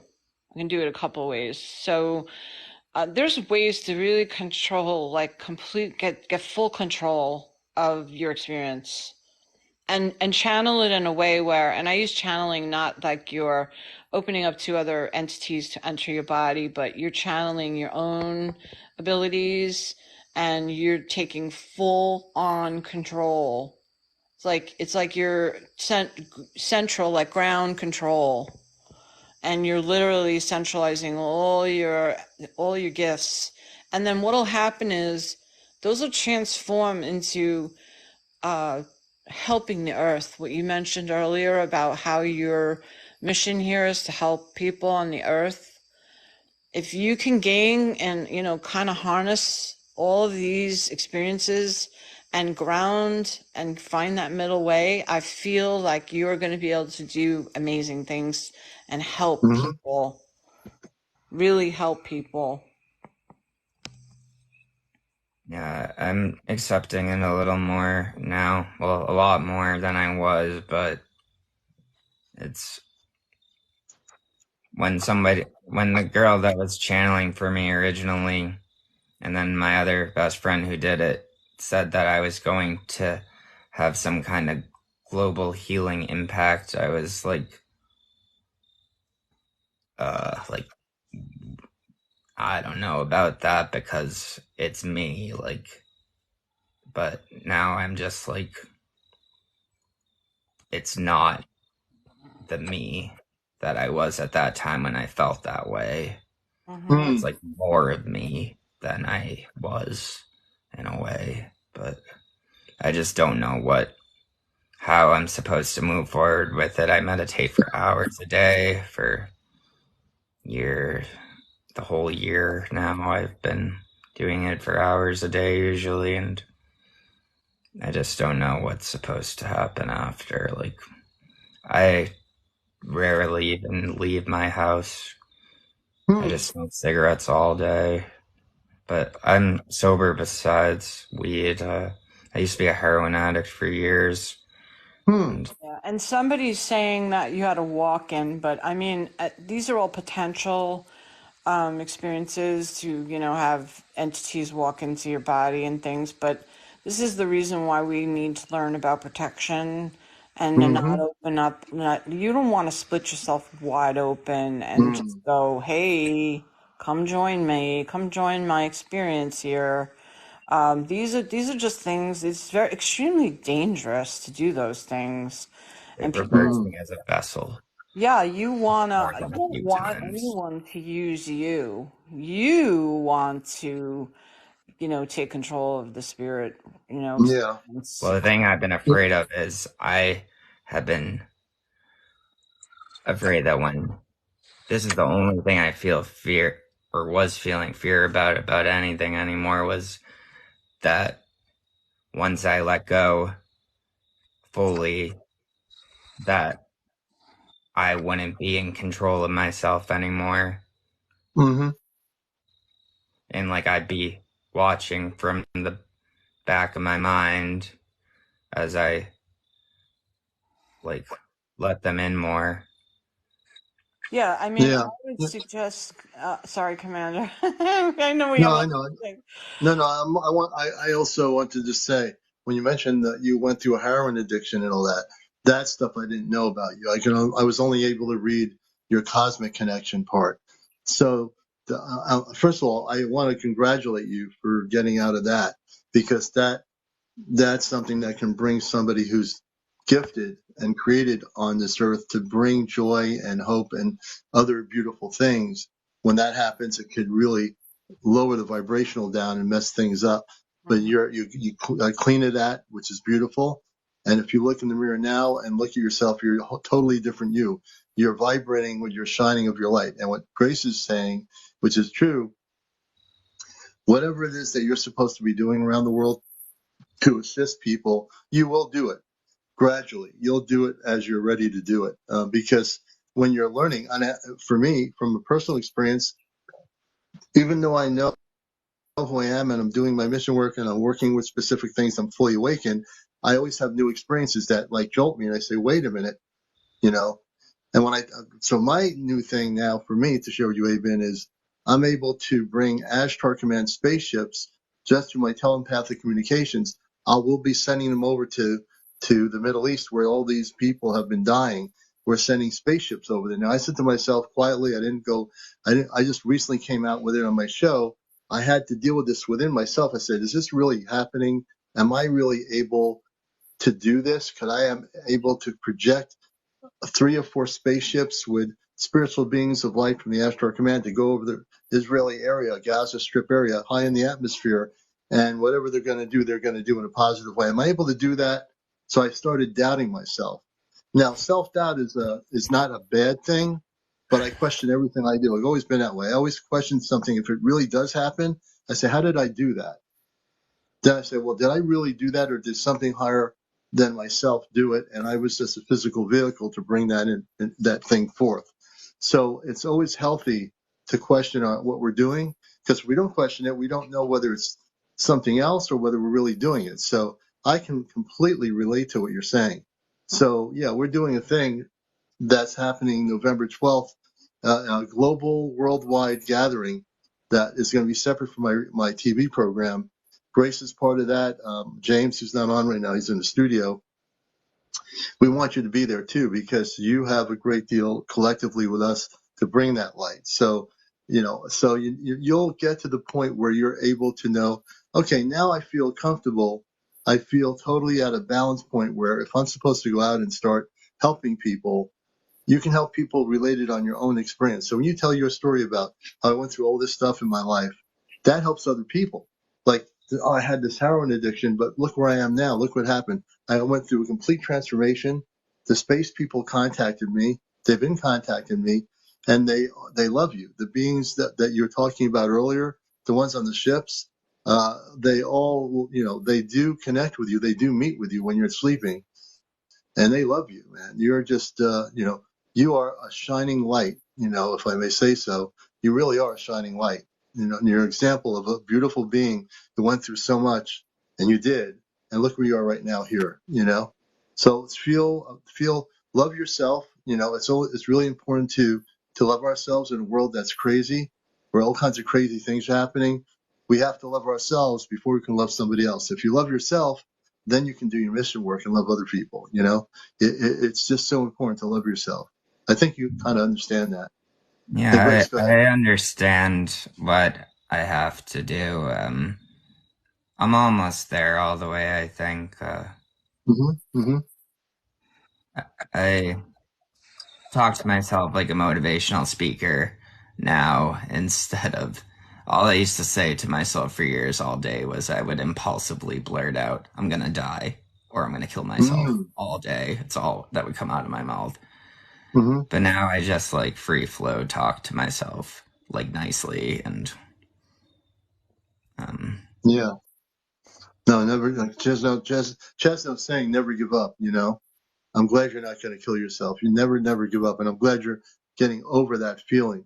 I'm Because past that, way past that now. Once I good. tried and it didn't work and I knew it should have worked. I had no interest in ever thinking that way again. Mm. I'm glad I tried to, though, because I felt like I had to have that experience Yeah. in a way. Not that anyone Mm-hmm. should try to do that, but Hmm. Mm-hmm. No, it's a difficult path that you're on, and you've overcome that. And I think the thing is you're just growing and developing now into, the truth of who you are. Mm. It just takes time. It takes, pace yourself, Abin. Just be kind to yourself. Take it easy. Don't push it too hard. Maybe take a break from your travels for just a little bit. Mm-hmm. Uh, connect to nature. Connect to what's beautiful in the world. Mm. I'm in nature all the time, yeah. Yeah, it's just Oh, good. it's changing. It's life changing. I'm outside pretty much all day. Oh, Oh, that's good. perfect. I mean, you're doing all the things you doing all the things you need to do, and the thing is, be careful who you engage with, because there are many, many, many people in the world that they claim to have the answers, and if we all had the answers, believe me, the world would be a better place. Yeah. But there are a lot of light workers out there that are willing to try and help, and I mean, as long as they're coming from a positive place. And then I'd say a-okay. And it's fine to take advice, but sometimes it can be overwhelming. Yeah, And I And watched your show several times now before I thought about talking tonight, just because I've had, I've like known so many people are like full of it, like that say they're like light workers and stuff. I don't like referring to myself. I don't normally refer to myself as anything like that, but I mean, I know that's a thing. Like, but I'm like have been watching you sometimes before I was open to talking to you because I knew you were telling the truth. oh, thank Um, you. yeah, appreciate it. Listen, I mean, No, really. I'm just an ordinary person. Just I've been led to do this kind of work. It just happens to be something I have evolved into, and I don't really refer to myself as a light worker Mm. or healer. Although, I've been called many things throughout my life. And people have said, hey, you're this, or hey, you're that. And I Mm-hmm. really try not to internalize those things. I try to just be my own psychic, be my own spiritual guide, be my own guru, and listen to my source. The source connection is what's going to guide you. Yeah. Your Yeah, higher she's right. self will I guide. don't even label myself. I like I know who I am. As long as I know who I am, I don't have to blurt it out and say I'm a light worker. I mean, yeah, if you are who you are, you don't have to say it, right? You know that they've been yeah, already. that's I how I never have to say feel. that. If people ask me when I'm live what I do, I'll give them my bio here if they're new to the show. That is only because I want them to know what I am and who I am when I'm on live. Other than that, you know, I'm just here. I'm doing my mission work, and you'll just know it by the vibration of the energy. If someone meets you in person and has a cup of tea or coffee at a coffee shop, they're awake and they'll know you without you saying, "I'm a light worker. How you do?" No, I don't think any of us want to go and say, "Oh, hi, my name is Light Worker. How do you do?" It's Yeah, all in the vibrational energy, right? It's all about our energy. Who cares? We don't, who yeah, wants to have a label? We are who we are, right? yeah. Absolutely, Commander. I I mean, like being imagine called a like you had bird to person label and stuff. yourself on TikTok, and say, I'm so and so, I blah, blah, blah, blah. And then, like, Right. And me, blah I blah blah have like blah. a really hard time with that. It's Yeah. like, well, wait a second. Who am I? Who the Who heck am am I? I? How can I label myself in 5 words or a sentence? It Well, is well, I like the idea impossible, that I'm a blah blah blah blah. That makes that way they can't know who I am. right? I'm telling you, I mean, Avon, you have a lot of you have future ahead of you, and you're in the right place. You really are in the right place. You're a gorgeous soul, and you have to see yourself as that, and allow the purple flame to surround you and to guide you into a better understanding of the fullness of who you are, which is Mm, love and positive energy. mm, I mean, I'm learning too, and I've been on this planet a long time. right? And I We've just all came to learned. this planet, back in the late 50s from Mars. I didn't even know I was from Mars until I got older, and it's true. That's a true story. And people say, "You're from Mars?" And I said, "Yeah." But if and that's part of my bio, but I don't like harp on it. It's just part of my story. It's part of who I am. I know everything about the planet. I know there's 10 to 15 million people on Mars. On Earth, the scientists and people that know don't tell people the truth about the universe. And Mars is not a dead planet. There are people living there, men, women, children, and they have a very beautiful planet. Three Although on Earth, 3D people don't know that. people? So what? Are they 3D or are they in a higher dimension that we can't see? They're actually, believe it or not, they're in our straight universe. The Mars that we know is at a very higher vibrational level. Believe it or not, even though it's in the same dimension, the planet's in a different frequency. I So think you know what I can you mean. not So see it? frequencies. It's Them? just like someone's in 12th grade and the other kid's in 5th grade. So the kid that's in 12th grade, let's say as an analogy, hypothetically, planet Mars, the people went through some major problems. They were testing out some advanced things a long, long, long time ago before this current existence. And they made a mistake, but they also realized the mistake they made, and they live mostly under the ground. Their planet has a polar cap. There are now surface areas on Mars where people live on Earth's surface. The air is breathable. It's a different. It has a Earth-like. How should I explain it? Like an Earth that you can breathe on it. You don't have to wear a space outfit with like an air thing. People have been photographed by NASA with their Land Rover that picked up undoctored photos of people walking on the planet, and these are Martians.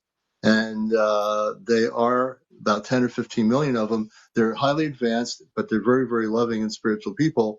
Unlike on Earth, they don't have a government, they don't have presidents, prime ministers, they don't have armies, they don't have all these things, shopping malls. None of that exists there. So for one to come here and go there, you would experience a completely vibrational pattern of frequencies. That's a great question. I'm glad you So asked it. they're just guided and not led. Yeah, they're guided, not led. Yes. I mean, there's a galactic level, but it's not the same as how we describe governments. There are no like governments like Earth based where there's all these people controlling things. There's no control. There is a cosmic spiritual guidance, but it's not that they're not, there's no like leader government that's saying this is how it's going to be. People live in complete harmony with each other, which is way different than on Earth. Yeah, I think about that a lot, how it's better to be Yeah, I Yeah. just guided want to take than a led. second. I know. Guys, I just want to interrupt for 1 second because people in the chat are saying that they're not being heard, and there's one or two people in the chat that are upset. So I just want to kind of mention that when we're doing a live, sometimes we Right. can't keep up with all of the comments, but we try to do the best we can. I'm, Everybody. I'm sorry too. I don't have my glasses on. I can't even read anything that's been coming in. Yeah. People are writing the most lovely things, Yeah. actually. Aiden, Anyone can Aiden's message me here. directly. I don't allow comments on my videos I mean, because it was bringing me down a lot. And I agree with you. I mean, like Yeah. Mindscape Tips Reality writes, well, okay, I can see no one is on my level at all. Hope you all have a great night. I mean, like, why would you write What's something? that all about? Yeah, like, That's coming from an ego. When someone says no one's at my level, that's an ego state. That's not at a loving spiritual cosmic reality. So I guess they couldn't. So if we have to say in a loving way, they're not in my level. Maybe they're just not awakened yet to the level of unconditional love to not be that way. look So at we my wish them five much love. We give comments. them much love, but we can't control that mindset. I mean, look at my five comments. I mean, we're doing the best we can to, keep up with Yeah. a lot of people in the room, 134 people, and we try to do the best we can. And we're Right. right now we're talking with Abin and focusing on this. I mean, we just people too. We're doing the And best this we says can. blessings. Mystics getting around. It says, I'm more spiritual than all you all. And there's a smiling face. When we smile back at you, brother, we know our sister. Either way, So we get that. Sometimes people get impatient. People, if they're truly awakened, and this is really important. If people say they're truly awakened and they've got it together, then you have to be patient. You have to be at peace with yourself and not be in a rush to say, how come no one's hearing me? Like how a kid sometimes, the mother and the father is not listening to the kid and the kid's like banging on the door. Why aren't you listening to me screaming and hollering? Just people need to just mellow out and be at peace, because if you want to get together with our space brothers and sisters, which is happening soon, you need to be at peace within yourself. If you're not in peace within yourself, then you're not going to be in peace with people around you who are totally operating in a spiritual way, like we are here on this show. So my message is, be patient, be calm, and take it easy. Always. And Yeah, keep a smile on your face and love in your heart, yeah, right? you can't bash people over the head with No. what it's really wonderful, and we do read all the comments to share. I mean, there's such great wisdom that people impart in the room in the comments, and I read everyone. I I try to read actually, everyone too as I'm talking to people, and I know And Tesno scans the comments, and there are a bunch of other moderators in here tonight. I think I saw a few others, Opal stars out there. moderators are good. We have to give a cheers to our moderators are really good here.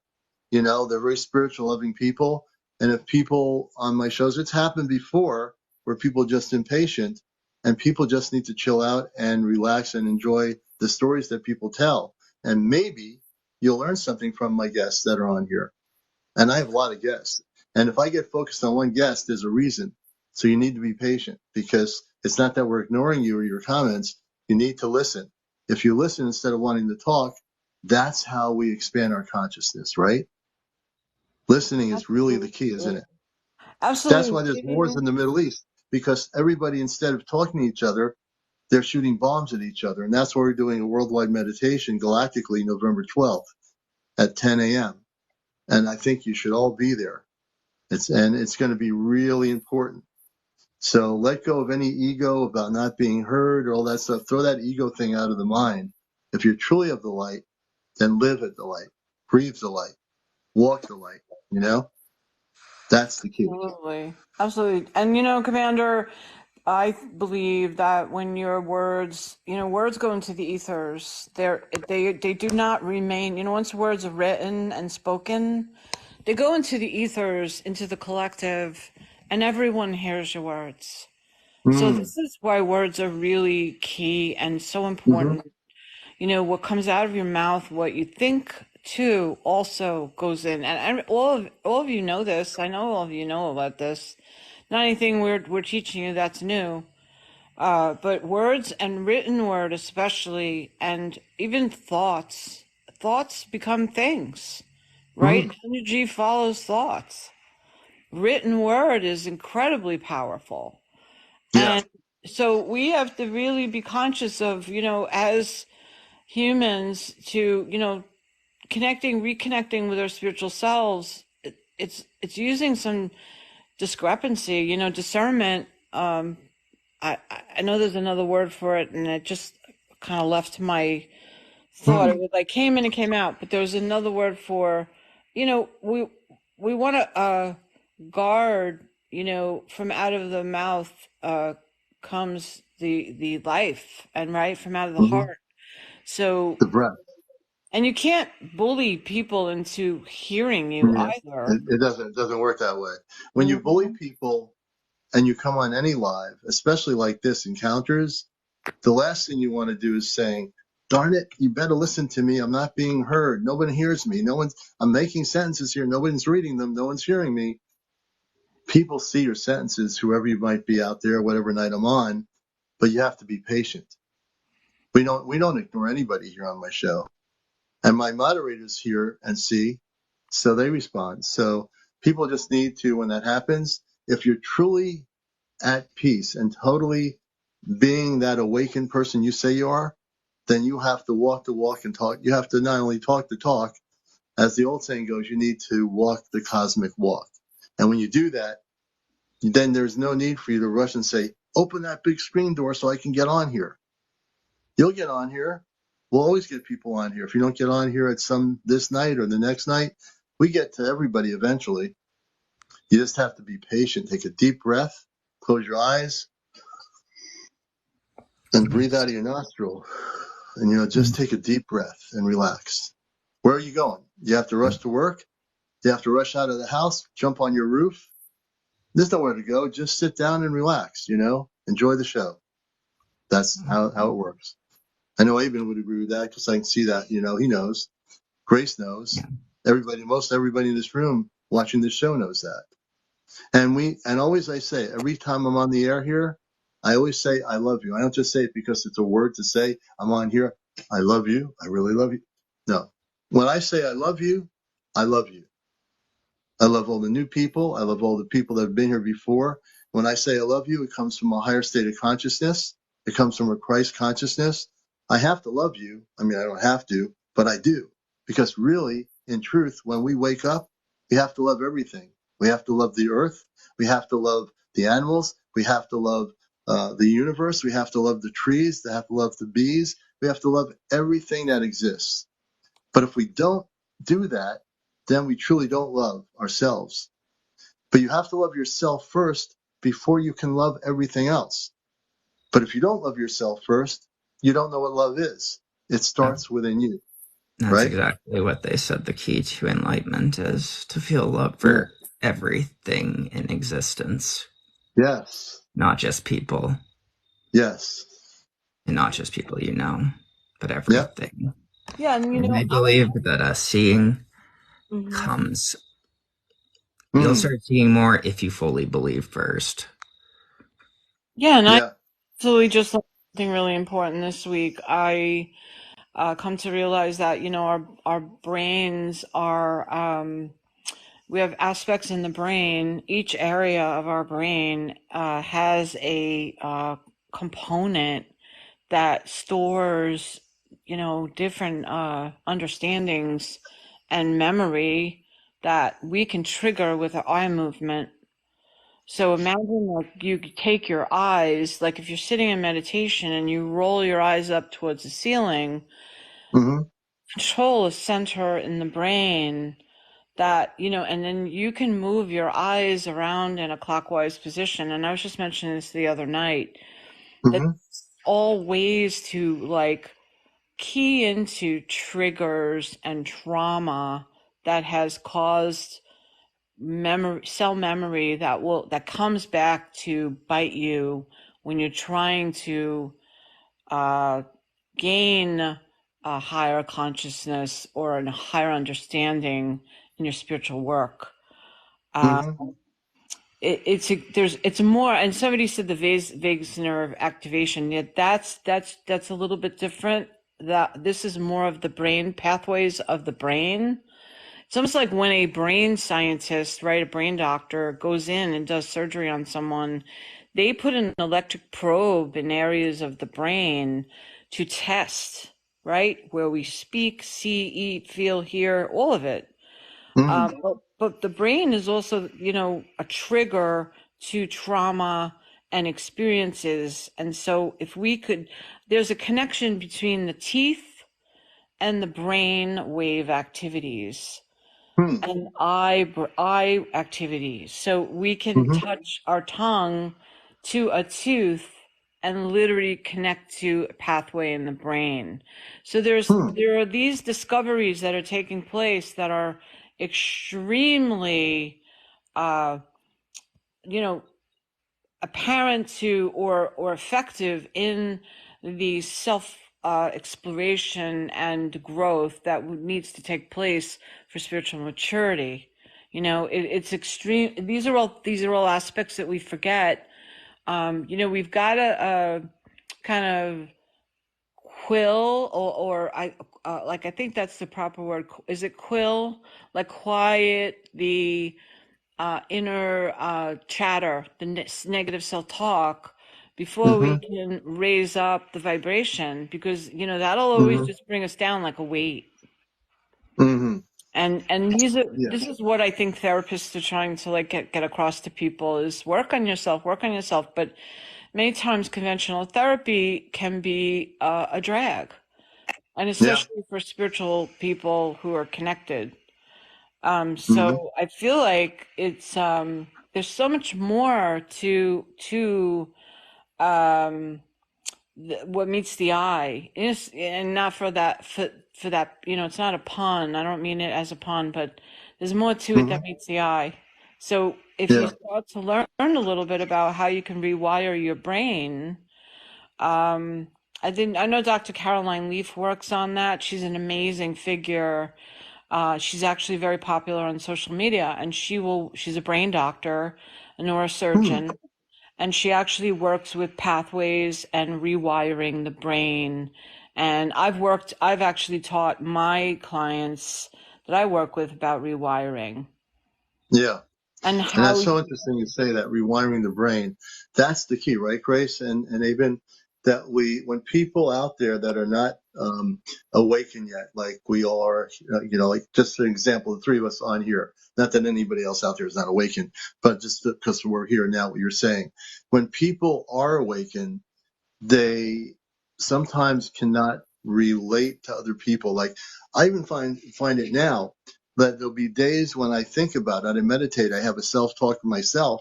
I'm sure we all have self talks. I hope we do with ourselves. It's a healthy thing. And sometimes I say, well, what am I doing here? Why am I here? Why am I even here? I'm saying, why did I have to come to Earth? I never publicly will say that, but I will, and I think it's healthy when I get to that low point. If I do, I'll sit there quietly talking to myself and no one's around, and I'll have this discussion about why am I here? What am I doing here? What's the purpose here? Why am I even here? And then I'll come back to the other side of myself saying, well, what right do you have to tell me why am I here? This is in a self talk, right? yeah. And when I have that talk, then I say, well, Don, I'm here to do something. I came here to Earth to complete a mission to help humanity, to help the Earth, to help Mother Earth, to help the whole planet. And when I realize what the reason is that I'm here, I can't go back and say, no, I'm going to leave here and not be here. I have to live my human life and enjoy going to the beach during the summer in New England or going on a day trip or, whatever. I enjoy life on Earth. But there are those times, not very often, where I'll have a self-talk saying, what's the purpose? Why am I even here? What good is it going to do? You'll Yeah. never see me say that publicly, but and that's a healthy thing because I'm talking it out within myself, within my consciousness. But it always comes back to a greater purpose and a greater mission without ego, without any ego, that I'm here selflessly for everyone, not just for myself. It's not about me. It's about everyone, everything. And when you realize it's about everything, then you just realize that, we're going to complete this thing. We're going to enjoy Earth life as a human being, but also remember where we come from and not forget who we are, right? Never forget who you are. I've met people over the years, even on Facebook, to say, I want to get off of the planet. I want to leave. Why? I mean, I can understand it because we all go through those feelings, Yeah.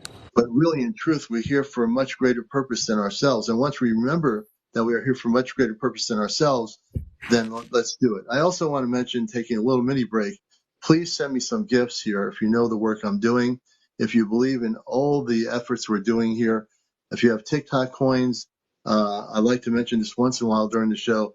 Please send some gifts here. It helps when I become a subscriber. We have 35 of 100 subscribers. That our goal is to raise money for our C5 group here, our Ashtar Command group. Our goal is to make direct contact with our space brothers. We are really seriously determined to do that. And I am looking forward, and Grace knows this, she's part of our group, Chaz knows part of our group. We have about 15, 20 people in Connecticut. We're very spiritually aligned, and we're not afraid to make contact. And I am waiting for the day that when we go out there, when we get some good weather, that the ship comes down and maybe the space people come off the ship. They meet us on a beach or at the apple orchard in a field, and we get to embrace them, hug them, meet them. We're not afraid of that. We're very proactive that way. We want to make contact with our space brothers and sisters, and we're going to do it, right, Grace? We are going to do it. Oh yeah, definitely. I mean, tonight I was down at the seaport by the Mystic River, and I caught something. I was filming the moon, and the exhibit that was taking place down in the seaport. It was beautiful. Expecting it, I flashed the camera up to the moon, and I caught something moving, and I couldn't see it with my naked eye. I saw it in the video. Yeah. And wow, I actually caught activity tonight in the sky because it's very dark over there. Yeah. You know, and you don't expect it, and the camera sees, and I know many people have said that in the chat room, that, you know, the camera will see things that the naked eye does not. It It was does. incredible. But I was going to mention Abin, and I don't know if you've ever watched this film. It's a vintage, it's very old. I think it was, gosh, you might even know, Commander, when this movie came out. You may remember, because I can't remember. It's a Beautiful Life. Do you remember when that I came out? vaguely remember. Can you tell us what the movie's about? Maybe.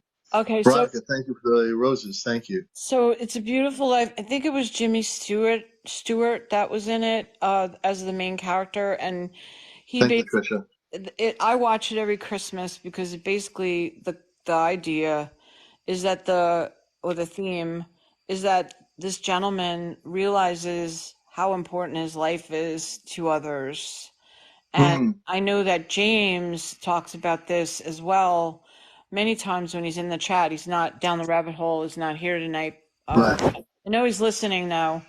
And he talks about a life of service.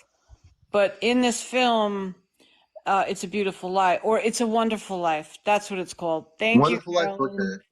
It's a Wonderful Life. And it's about an angel. This guy wants to kill himself because he's in a very desperate situation, and he's created in a set of circumstances, and the angel shows up, and he shows him what life would be like without him, and how it affects so many people.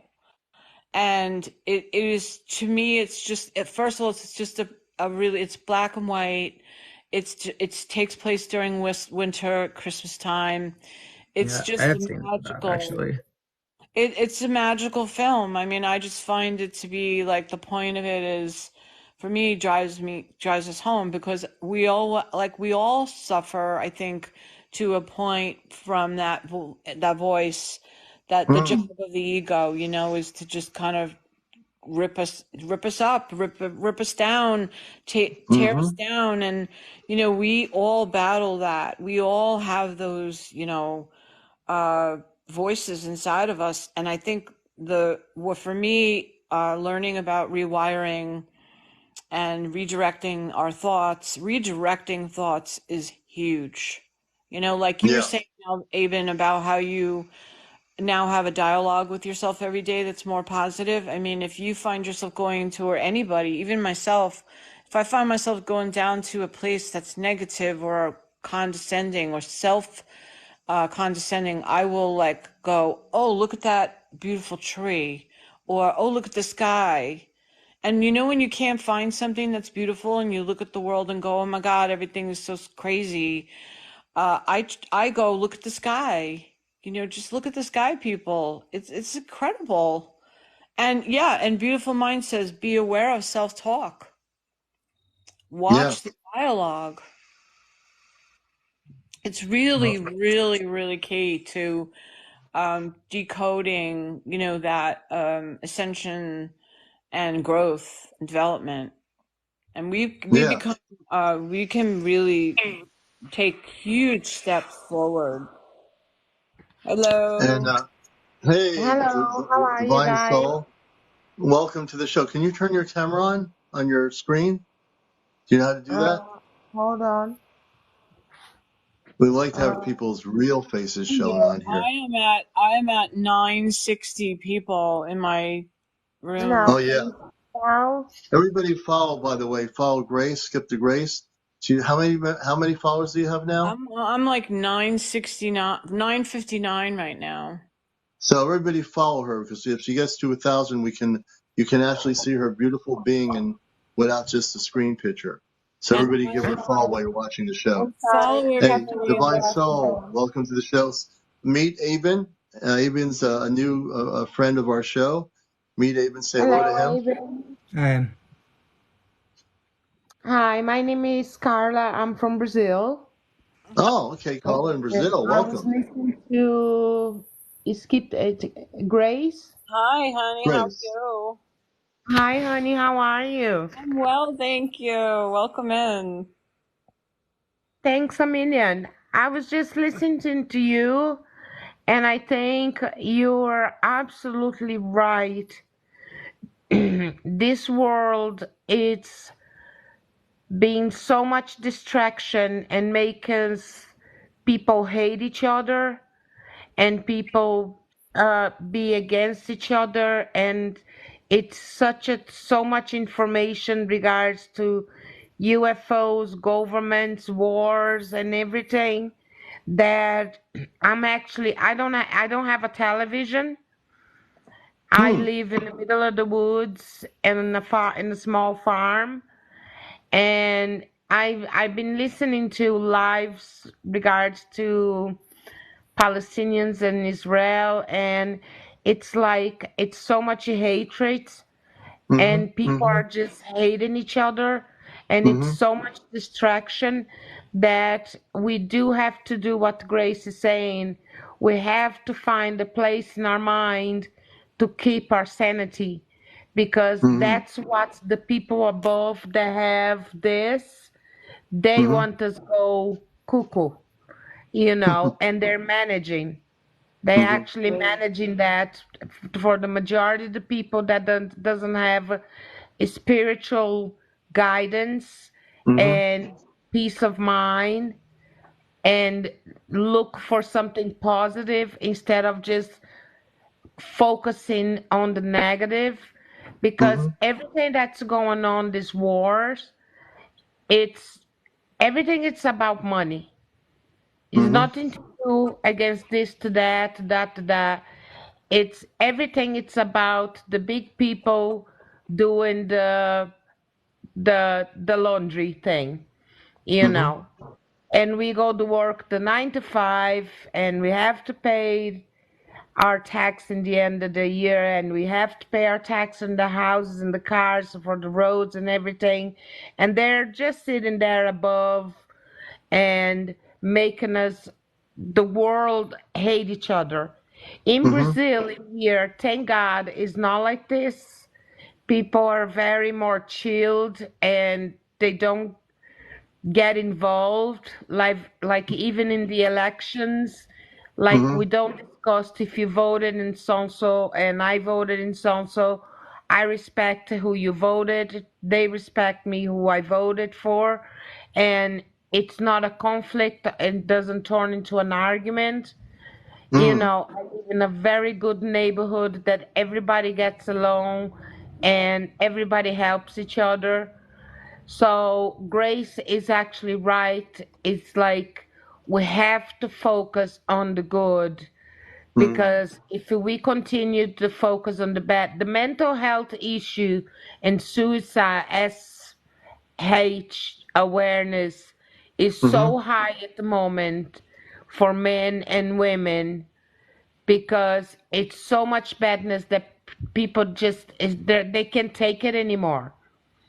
It's Agreed. Right, and that's why we're here, right? That's why we're globally here. Like you're in Brazil, doesn't matter where we're from. The whole goal is to come together. I hope you're going to join us on our November 12th World Global Meditation towards focusing on the Middle East, Gaza. We're going to bring some incredible energies there, and we're sending at least 3 spaceships from my contacts with Ashtar Command over very high up in the atmosphere, purposely not to be detected on any radar screens. They haven't told me yet what they're going to do, but it's going to be something to deal with the energetics of consciousness. So it's going to affect a lot of people in those land masses. They're going to have some weird feelings and thoughts that are going to like shake up the foundations of who they are. So they're doing something. We're doing something globally. And I got to mention, I want everybody to tell everybody out there on TikTok, whether they're Palestinian, whether they're Chinese, whether they're Jewish, it doesn't matter. We want every human being, regardless of where they are, to come together. And in this gathering, we're going to break down old the belief systems and realize that we're here as life forms to live as peaceful life forms with one another. That it doesn't matter what the color of your skin is, it doesn't matter what your belief is. We're going to break the matrix that day globally. But we're going to be sending so much collective light energy there that it's going to be like a supercomputer. And we're going to totally transmit that energy, and it's going to affect everybody. I guarantee it. Grace knows that. James knows that. And so I want you to come too. I want everybody to come. The whole world I want to come. Oh, I will put a note on my phone for the date and the time. But it is I'm more for it's for the human race, for the humans. Hmm. Doesn't matter the color of the skin, like you said, or religion or whatever, or what your beliefs. But I'm Mm. like, let's get back to peace. Let's get back Yes. to peace of mind.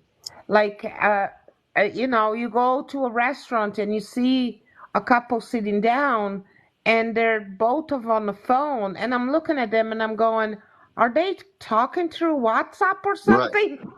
Right. Yeah. They're on. They have the So little chat thing on their cell phone. Go ahead, Abin. You know, I gotta go now, but thanks a lot for talking to me and having me on. Hey, Abin. Um, Thank you for spending welcome, your time with us, Aiden. and Nice I to hope meet you'll be you. a part of our tribe for a long time. You got a lot of new friends on here that loved everything about you. We love you, man, and we're so happy to be a friend of yours now too. yeah, thank you. And sorry if I didn't answer anyone's comments. Anyone can message me directly. I'll answer you. There you go. I'll And talk that's to you easy to do, guys right? later, though. All Good right, Thanks. man. night, Peace. Abin. Take Take good care, Bye. Abin. care. Bye. Okay.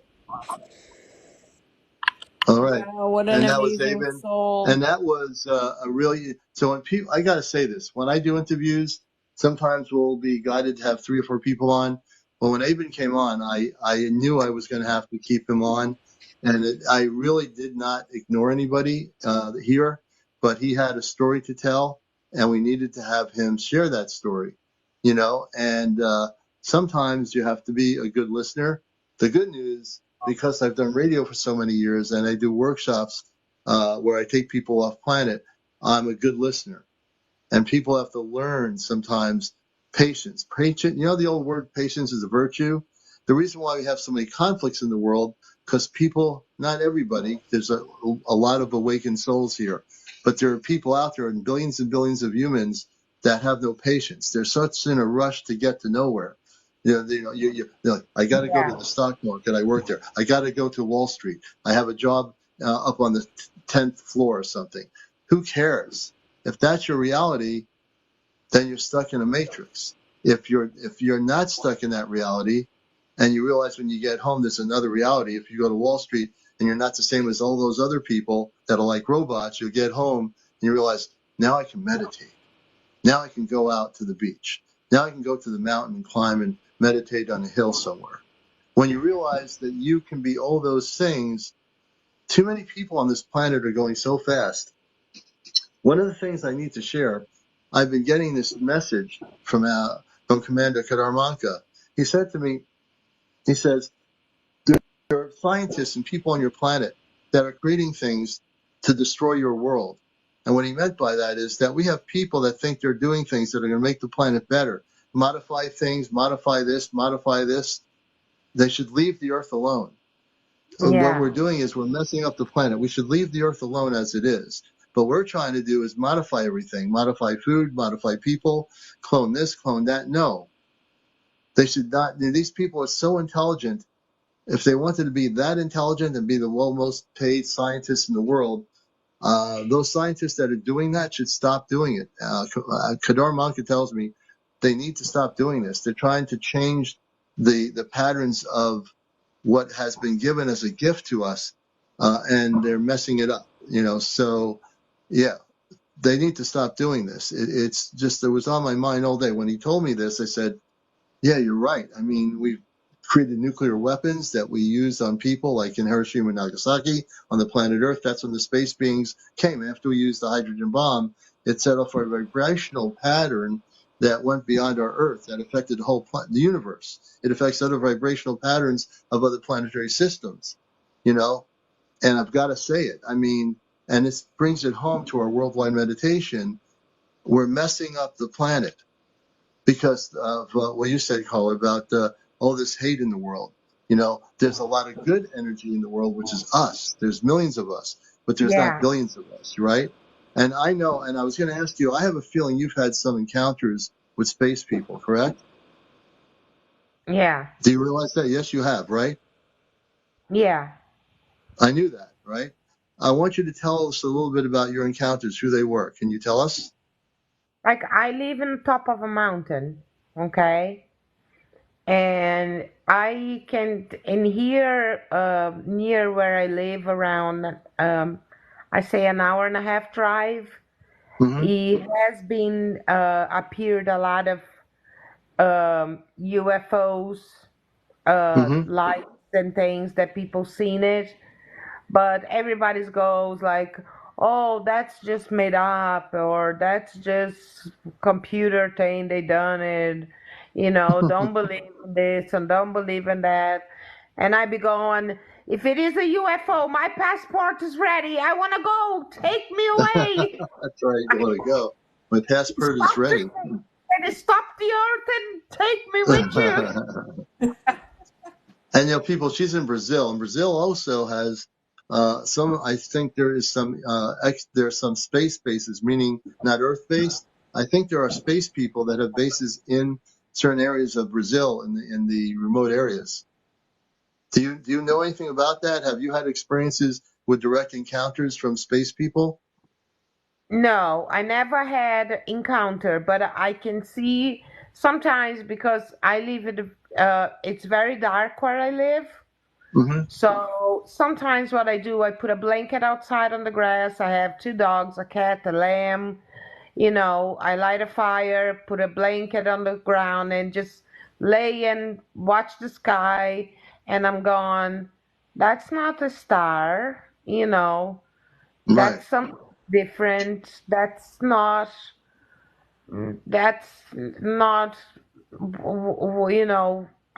a star. Right. I can see things, but people can't. People Yeah. that go, oh, you're a conspiracy theorist, and this and Conspiracy that, theorists. and you blah blah blah, and you believe in all this and all Yeah. that, and TikTok and this and that. These They people know nothing, and it's know all fake nothing. We know news. nothing. And I'm like, whatever you want to believe, You've got mail. I be going like, I have my bunker done, I Yeah. have my water saved, my food saved, you know, I'm ready for the when the things go Yeah. down, and I'm leaving in peace, you Yeah. know. And now, where you are in Peru, in that area, there are many bases. I don't know the exact locations. I'm talking star people that have bases in the mountains. Not between in South America, there are a number of areas where these bases exist, including on the Pacific side of South America and on the Atlantic side. So I'm giving you information, and I don't know if you're aware of that. That's why you're seeing so much activity there. And other places in the world now, the activity is increasing because they are making themselves known. Now, these people that are saying, you're just, you don't know what you're talking about. What's going to be kind of funny is those people will eventually see these things, and it's going to be right in their face. And what they're going to do now, they're going to look at you and say, can you tell me what's going on here? We thought you were crazy and we didn't understand you. What's going on here? And you're going to be that messenger that's going to tell them what's happening and what's going on. So it's really important that people understand we are in a global community. Carl is in Brazil. We have people in England. We have people all over the world here coming here to this show. And why? Because we are sharing the cosmic truth, because people are telling their stories, because you're not going to hear this on ABC Good Morning America. You're going to see the Bachelor, or you're going to see some other ridiculous show that is mindless, and it's totally mindless. So, when we are here, we speak cosmic truth. We always speak cosmic truth. It's the only way to be. I believe that it's a lot of things going on the South Antarctic. Antarctic Yeah, in the south, it has the in the North south. Antarctic and the south under Argentina there and South America. And I do know that they hiding things in there. They Yeah. can't. They don't allow people in there because something is going on down there. And Something is how did you know down this? there. How did you know this? Because I saw it, some documentary about it. Okay. But listen, I'm Yeah. gonna have to go. My daughter is calling me there, but Okay. send me the date there, and I will join. And we talk as well through the message, and I'll see if I can find that video to send it to you. Is your daughter in Antarctica? No, my daughter is in America. Oh, America. Okay. Well, we'll let you go, Carla. It's been a pleasure. Be It a was follower of nice our show. Good night, We following Divine. you.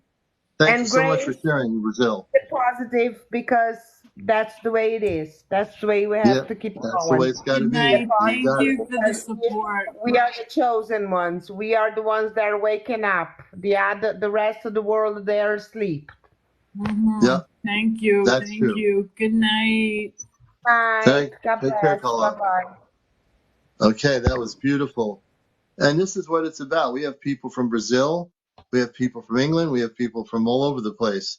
And it's really so important. Now, I all do know, James briefly told me when Shai comes back on, she was on my show this morning, not on live. She checked in. I saw her little circular icon or whatever. But I know she's been very busy. I know that pretty soon she'll be coming on here, but things are really crazy right now. According to what James told me this morning, that there'll be both cosmic information and other things that we are to know about. Some of it's not going to be that great to hear. I don't know, but we'll find out from Amshai what that is. We're getting close to about 1 o'clock in the morning. This has been a really good show. We've been on till I think 10:15 or 10:20 last night because we're now after midnight. If I didn't get you on here tonight, please just love yourself, love us, love everybody. We'll get you on tomorrow night, on Friday evening. I know we're going to have an awesome show tomorrow night, and I have no idea who's going to be coming on. So we're so blessed with great guests and so blessed with each of the people here. I'd like to see some major gifting here. If you have not become a subscriber, become a subscriber of my TikTok now. It only takes one. You can do 1 month. You can do 2 months. You can do what you want. You can go to my Venmo Cash App. My Cash App is on. Thank you, Await. Thank you so much for that. We love you, brother, for the galaxy. And see, that's the kind of thing. If you have the ability, if you have no TikTok coins or you're really down and out, but you only have the cell phone and be able to watch it, we love you too. So don't feel like because you don't have anything, you shouldn't be here. You should. But for those that have the abundance that God gave you, if you will share some of that abundance, if you have any extra, go to my Venmo on my Ashtar command page, CmdrAleon 2022. You can send us a Venmo on the Cash App very directly. Please, I'd like to see more people as we wind down tonight before 1. I want to see a whole lot of people with those TikTok coins or being able to go directly. Venmo is really the quickest way. The money will go right into the Venmo and it'll be right direct. So please use the Venmo. We have Venmo, we have PayPal, but I use the Venmo. So just use the Venmo and just use my Cash App on CmdrAleon 2022. And again, I will repeat it again like a mantra, the TikTok gifts. So if you want to do any gifting, there are different levels of TikTok coins. You choose what you want. You can see other people doing the gifting like Rachel's doing, like the rose, maybe that you want to do. You might see a whale that splashes or a ghost like that. I love that. Boo, the ghost. He's very happy.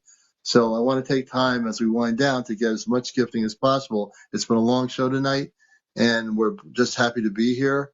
But we want also to see some unconditional appreciation for the work we're doing here on Earth on this show. And if you watch TikTok, there's a lot of things. I scan a lot of TikToks just to get some comic relief on some of these things that are kind of crazy. But when I go live, I realize what I'm doing, and I realize all these, kind of sidetracks. I call them sidetracks. They're like these little things. There's one where a guy comes and he's going to take people's cars and they have to give him the car back, And I'm saying, boy, that's kind of crazy. And then there's all these crazy things on here. And then you have people, dressing up like monkeys in China, with a bunch of people behind them, whatever they are, and they're doing weird faces, and people are watching it. I'm like, okay, that's a distraction, So, there are some people on here that are seriously trying to do different types of talk shows. And what our show is exclusively about is the spiritual aspects of the UFO community around the world, about people's encounters, like Abin was on before. Yeah, thank you so much for that, Judy. Thank you very much. So as many gifts as I can get, I will, without any question, I will ask you for gifts. But you know why I'm asking, because not because I'm spending an hour and a half or 2 hours saying, gift me, gift me, gift me. There's something, why you're giving me gifts, because of what we're doing, and how that helps me generally in the things I do. Becoming a subscriber on the other end helps me in terms of raising our money for the Ashtar Command spaceship group for night vision equipment. I know Grace, who's in Connecticut, and Chesno are part of our group. They can tell you that we really do need to raise the money. And through subscribing, you're helping us raise the money. It costs about $2,000, about $2,500 for a decent pair of third generation night vision equipment. We have my co-coordinator and myself, we each have one, but we want to get a third one for the group in general, so that everybody in our group, when we're out there in the field, will be able to use the goggles to see the spaceships that are cloaked. So we want to document everything that's going on and eventually make that contact with our space brothers and sisters. So, I want to give you words of wisdom as to what we do here. Everything has a purpose. This show, with a lot of meditation, when I came on to TikTok, I thought I was going to do multiple things here. And I do, once in a while, I'll do other things, but everything's related always to the cosmic reality, just like this is. This is really something I love, and this is part of my mission to do this encounter show. And I've made some beautiful friends here, lots of friends, people that I've never even known, people all over the world. To me, I consider every one of you a new friend. If you're coming in for the first time here watching it, as you get to know who we are, you're going to become a friend of our show. All the brothers and sisters, you're going to be a friend of the show, Yes, I'm reading some of the notes here. So I just, I'm so relaxed right now. It's almost 1 a.m, but it's like meditation. I'm here, and it's like almost meditation, because I'm listening to your stories and hearing your trials and tribulations.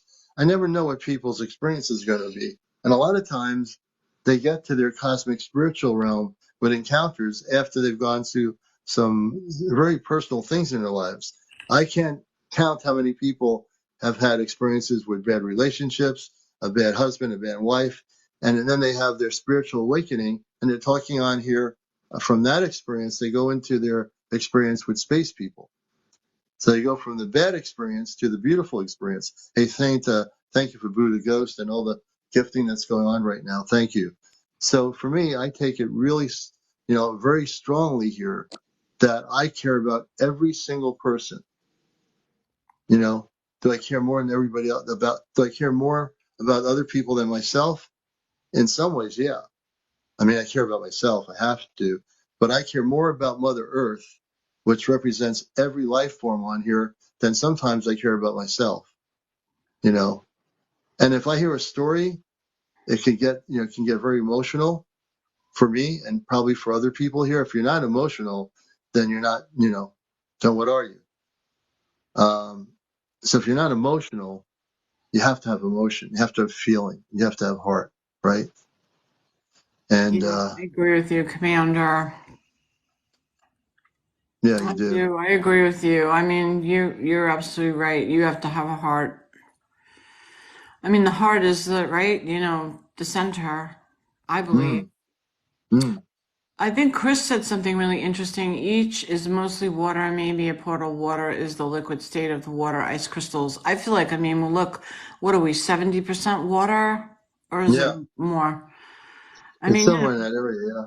And I think what's interesting is people are discovering now that the stars are like liquid, they're like gases and liquid.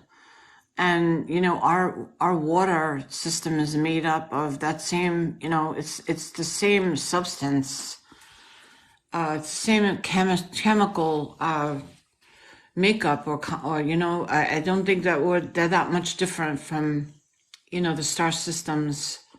Yeah. We are definitely made up a lot of water. And, like, I would think most of us drink a lot of water. We are water, we're liquid, we're a lot more than what we think we are. And, Cheswa says we're enlightened beings. You're absolutely correct there. It's just, it's so much love, man. I can't tell you how much, in the state of frequency I'm in at the moment, how much love I have for you for being here, for people coming here, finding me all these many months since I came on TikTok. When I was guided here and told you, Commander, you have to go here, I said, what is, I said, I know about TikTok. I said, is it like Facebook or what is it? But when I got here, I knew there was a reason. And I knew I had to create a content here that was different from everything else on here. And, that's why I'm here. I'm here to be of service to others. And I agree, That's really, Commander, with that. I mean, I was led to come here. I don't know what it is.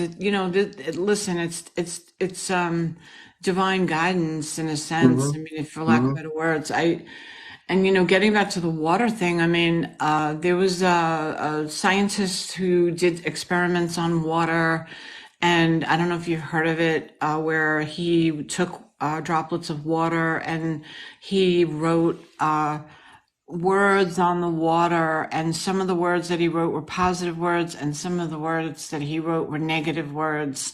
And within 24-hour period, the molecular structure of the water formed beautiful shapes of the positive words that were written on the water samples. And in the negative section, the water turned black.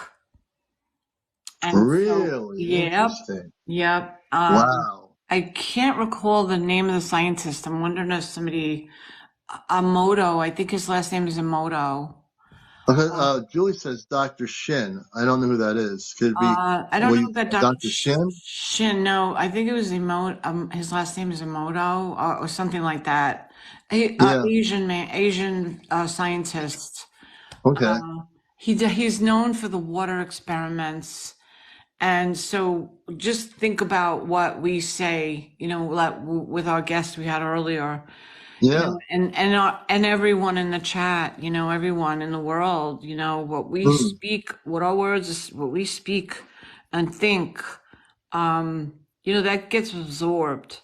And to me, those water experiments were extremely powerful experiments, because when you talk self-negative to yourself, your body is just shriveling up. When you speak words that are enlightened words that are raise us up, our vibrations, we could write love on our arm. We don't even need to write it, we just speak it and think it. Yeah. Absolutely. Very powerful. Well, Guys, search that so you can learn more about it. I'll post it on my talk. So yeah, you've been posting some really good videos, Grace. I've watched your TikTok videos. They're really good. Thank you. Appreciate it, Yes. Commander. I want you to know that I am watching. I do scan TikTok to see what stuff is going on. I also, the command has me scanning lives to see what's going on, primarily with the people that are arguing with each other about Palestinian and Israel stuff. But I'm taking the information, and if I'm guided to, I might try to go on live with some of these people to listen and give them a Ashtar command perspective to try to bring them together. But I've been very quiet at the moment. I went on one live, one kicked me off, the other one let me speak, and it calmed the room down and they were listening. The other room, the moderator kicked me off, and I was telling them I'm with the galactic levels of light and I'd like to share my perspective. They didn't want to hear it. So there's this collision course, there's a lot of different TikTokers that are talking about the Middle East that have these discussions, and some of them are talking over each other. Some of them are not listening. And that's why there's problems, because people on this planet many times do not listen. Humans tend to confront each other instead of listening. And, that certainly doesn't help anything at all. So, No, not but at it is all. almost, no, not at all. Absolutely. Absolutely, Commander, not at all. I agree with you. I feel like, gosh, those words are so powerful because, recently I did a video, I'm not sure if you saw it, of the spoon bending.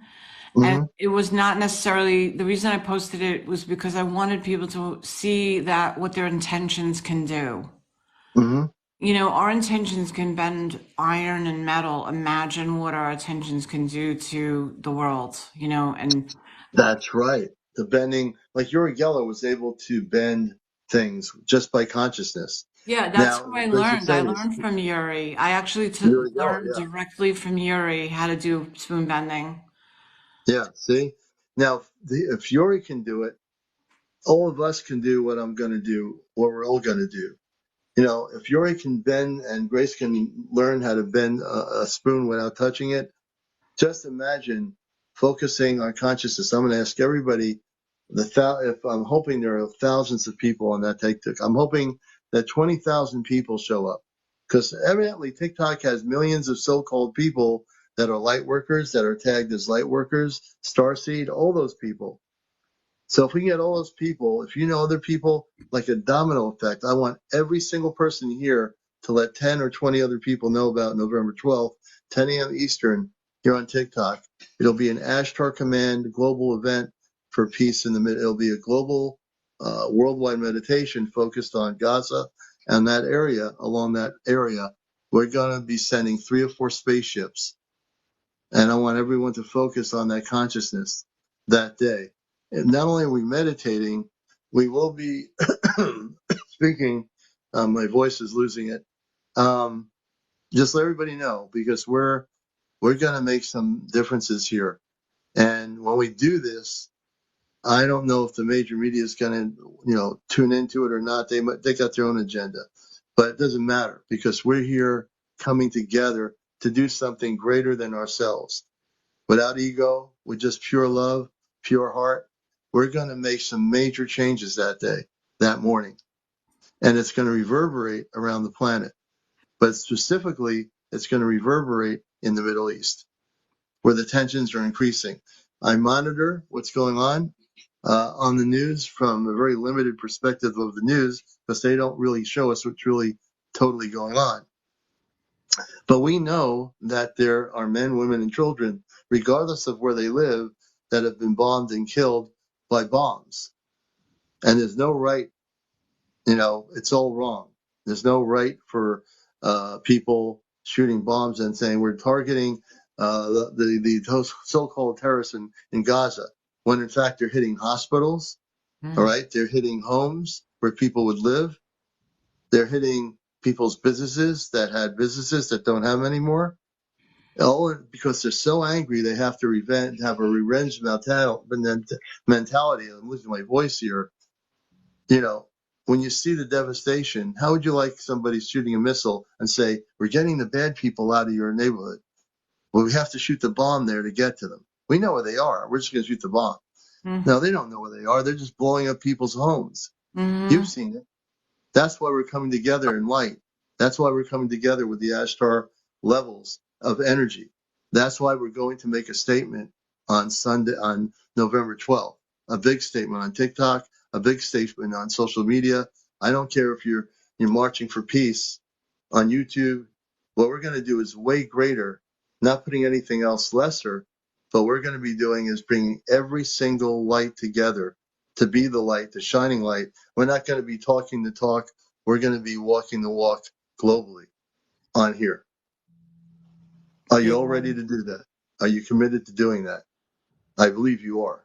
And thank you so much, everybody who's shared the videos. And like I've Yeah. seen a lot of people sharing the videos, and I really, it's just I'm so happy to see it. Thank you so much for the support. Yes. And, we Yes. can build our intentions now. We can literally build our intentions up now and, just keep putting out those positive energy vibes to, the intention, put that intention out there. What we want to see happen. Don't think on what we don't want to see happen. We Right. want to see, focus on what we want to happen. Right. And with that everyone's so said, supportive. go ahead, Grace. Everyone's so supportive in this room. It's an Yes. amazing thing to see. Thank you guys Yep. so much. And it just shows you that we and the light that we possess together can change the whole planetary vibration, can change everything on this planet. Everything can be changed. Like I said, I'm a cosmic book. There's so many things and so many things I want to tell you, but it is definitely after 1 o'clock, so we're going to hold off. I love you all. Everyone Thank has you. contributed in sentences, sharing your stories on here. People that wanted to come on live, we love you. We'll get you on. We're not going anywhere. We're not taking a train or a plane to Spain. We're going to be here tomorrow night. Just like, Good night, although if everyone. there was a plane to go to Spain, I might want to check your beaches out. So again, we love you. Thank you, Grace, for being here. Thank you, everybody, for participating. This has been a great show tonight. We'll catch you all tomorrow night. Same time, same Cosmic Bat channel. I'm CmdrAleon, and take care, everybody. Peace, love, and light. Also, remember to keep your eyes to the skies. That's looking up,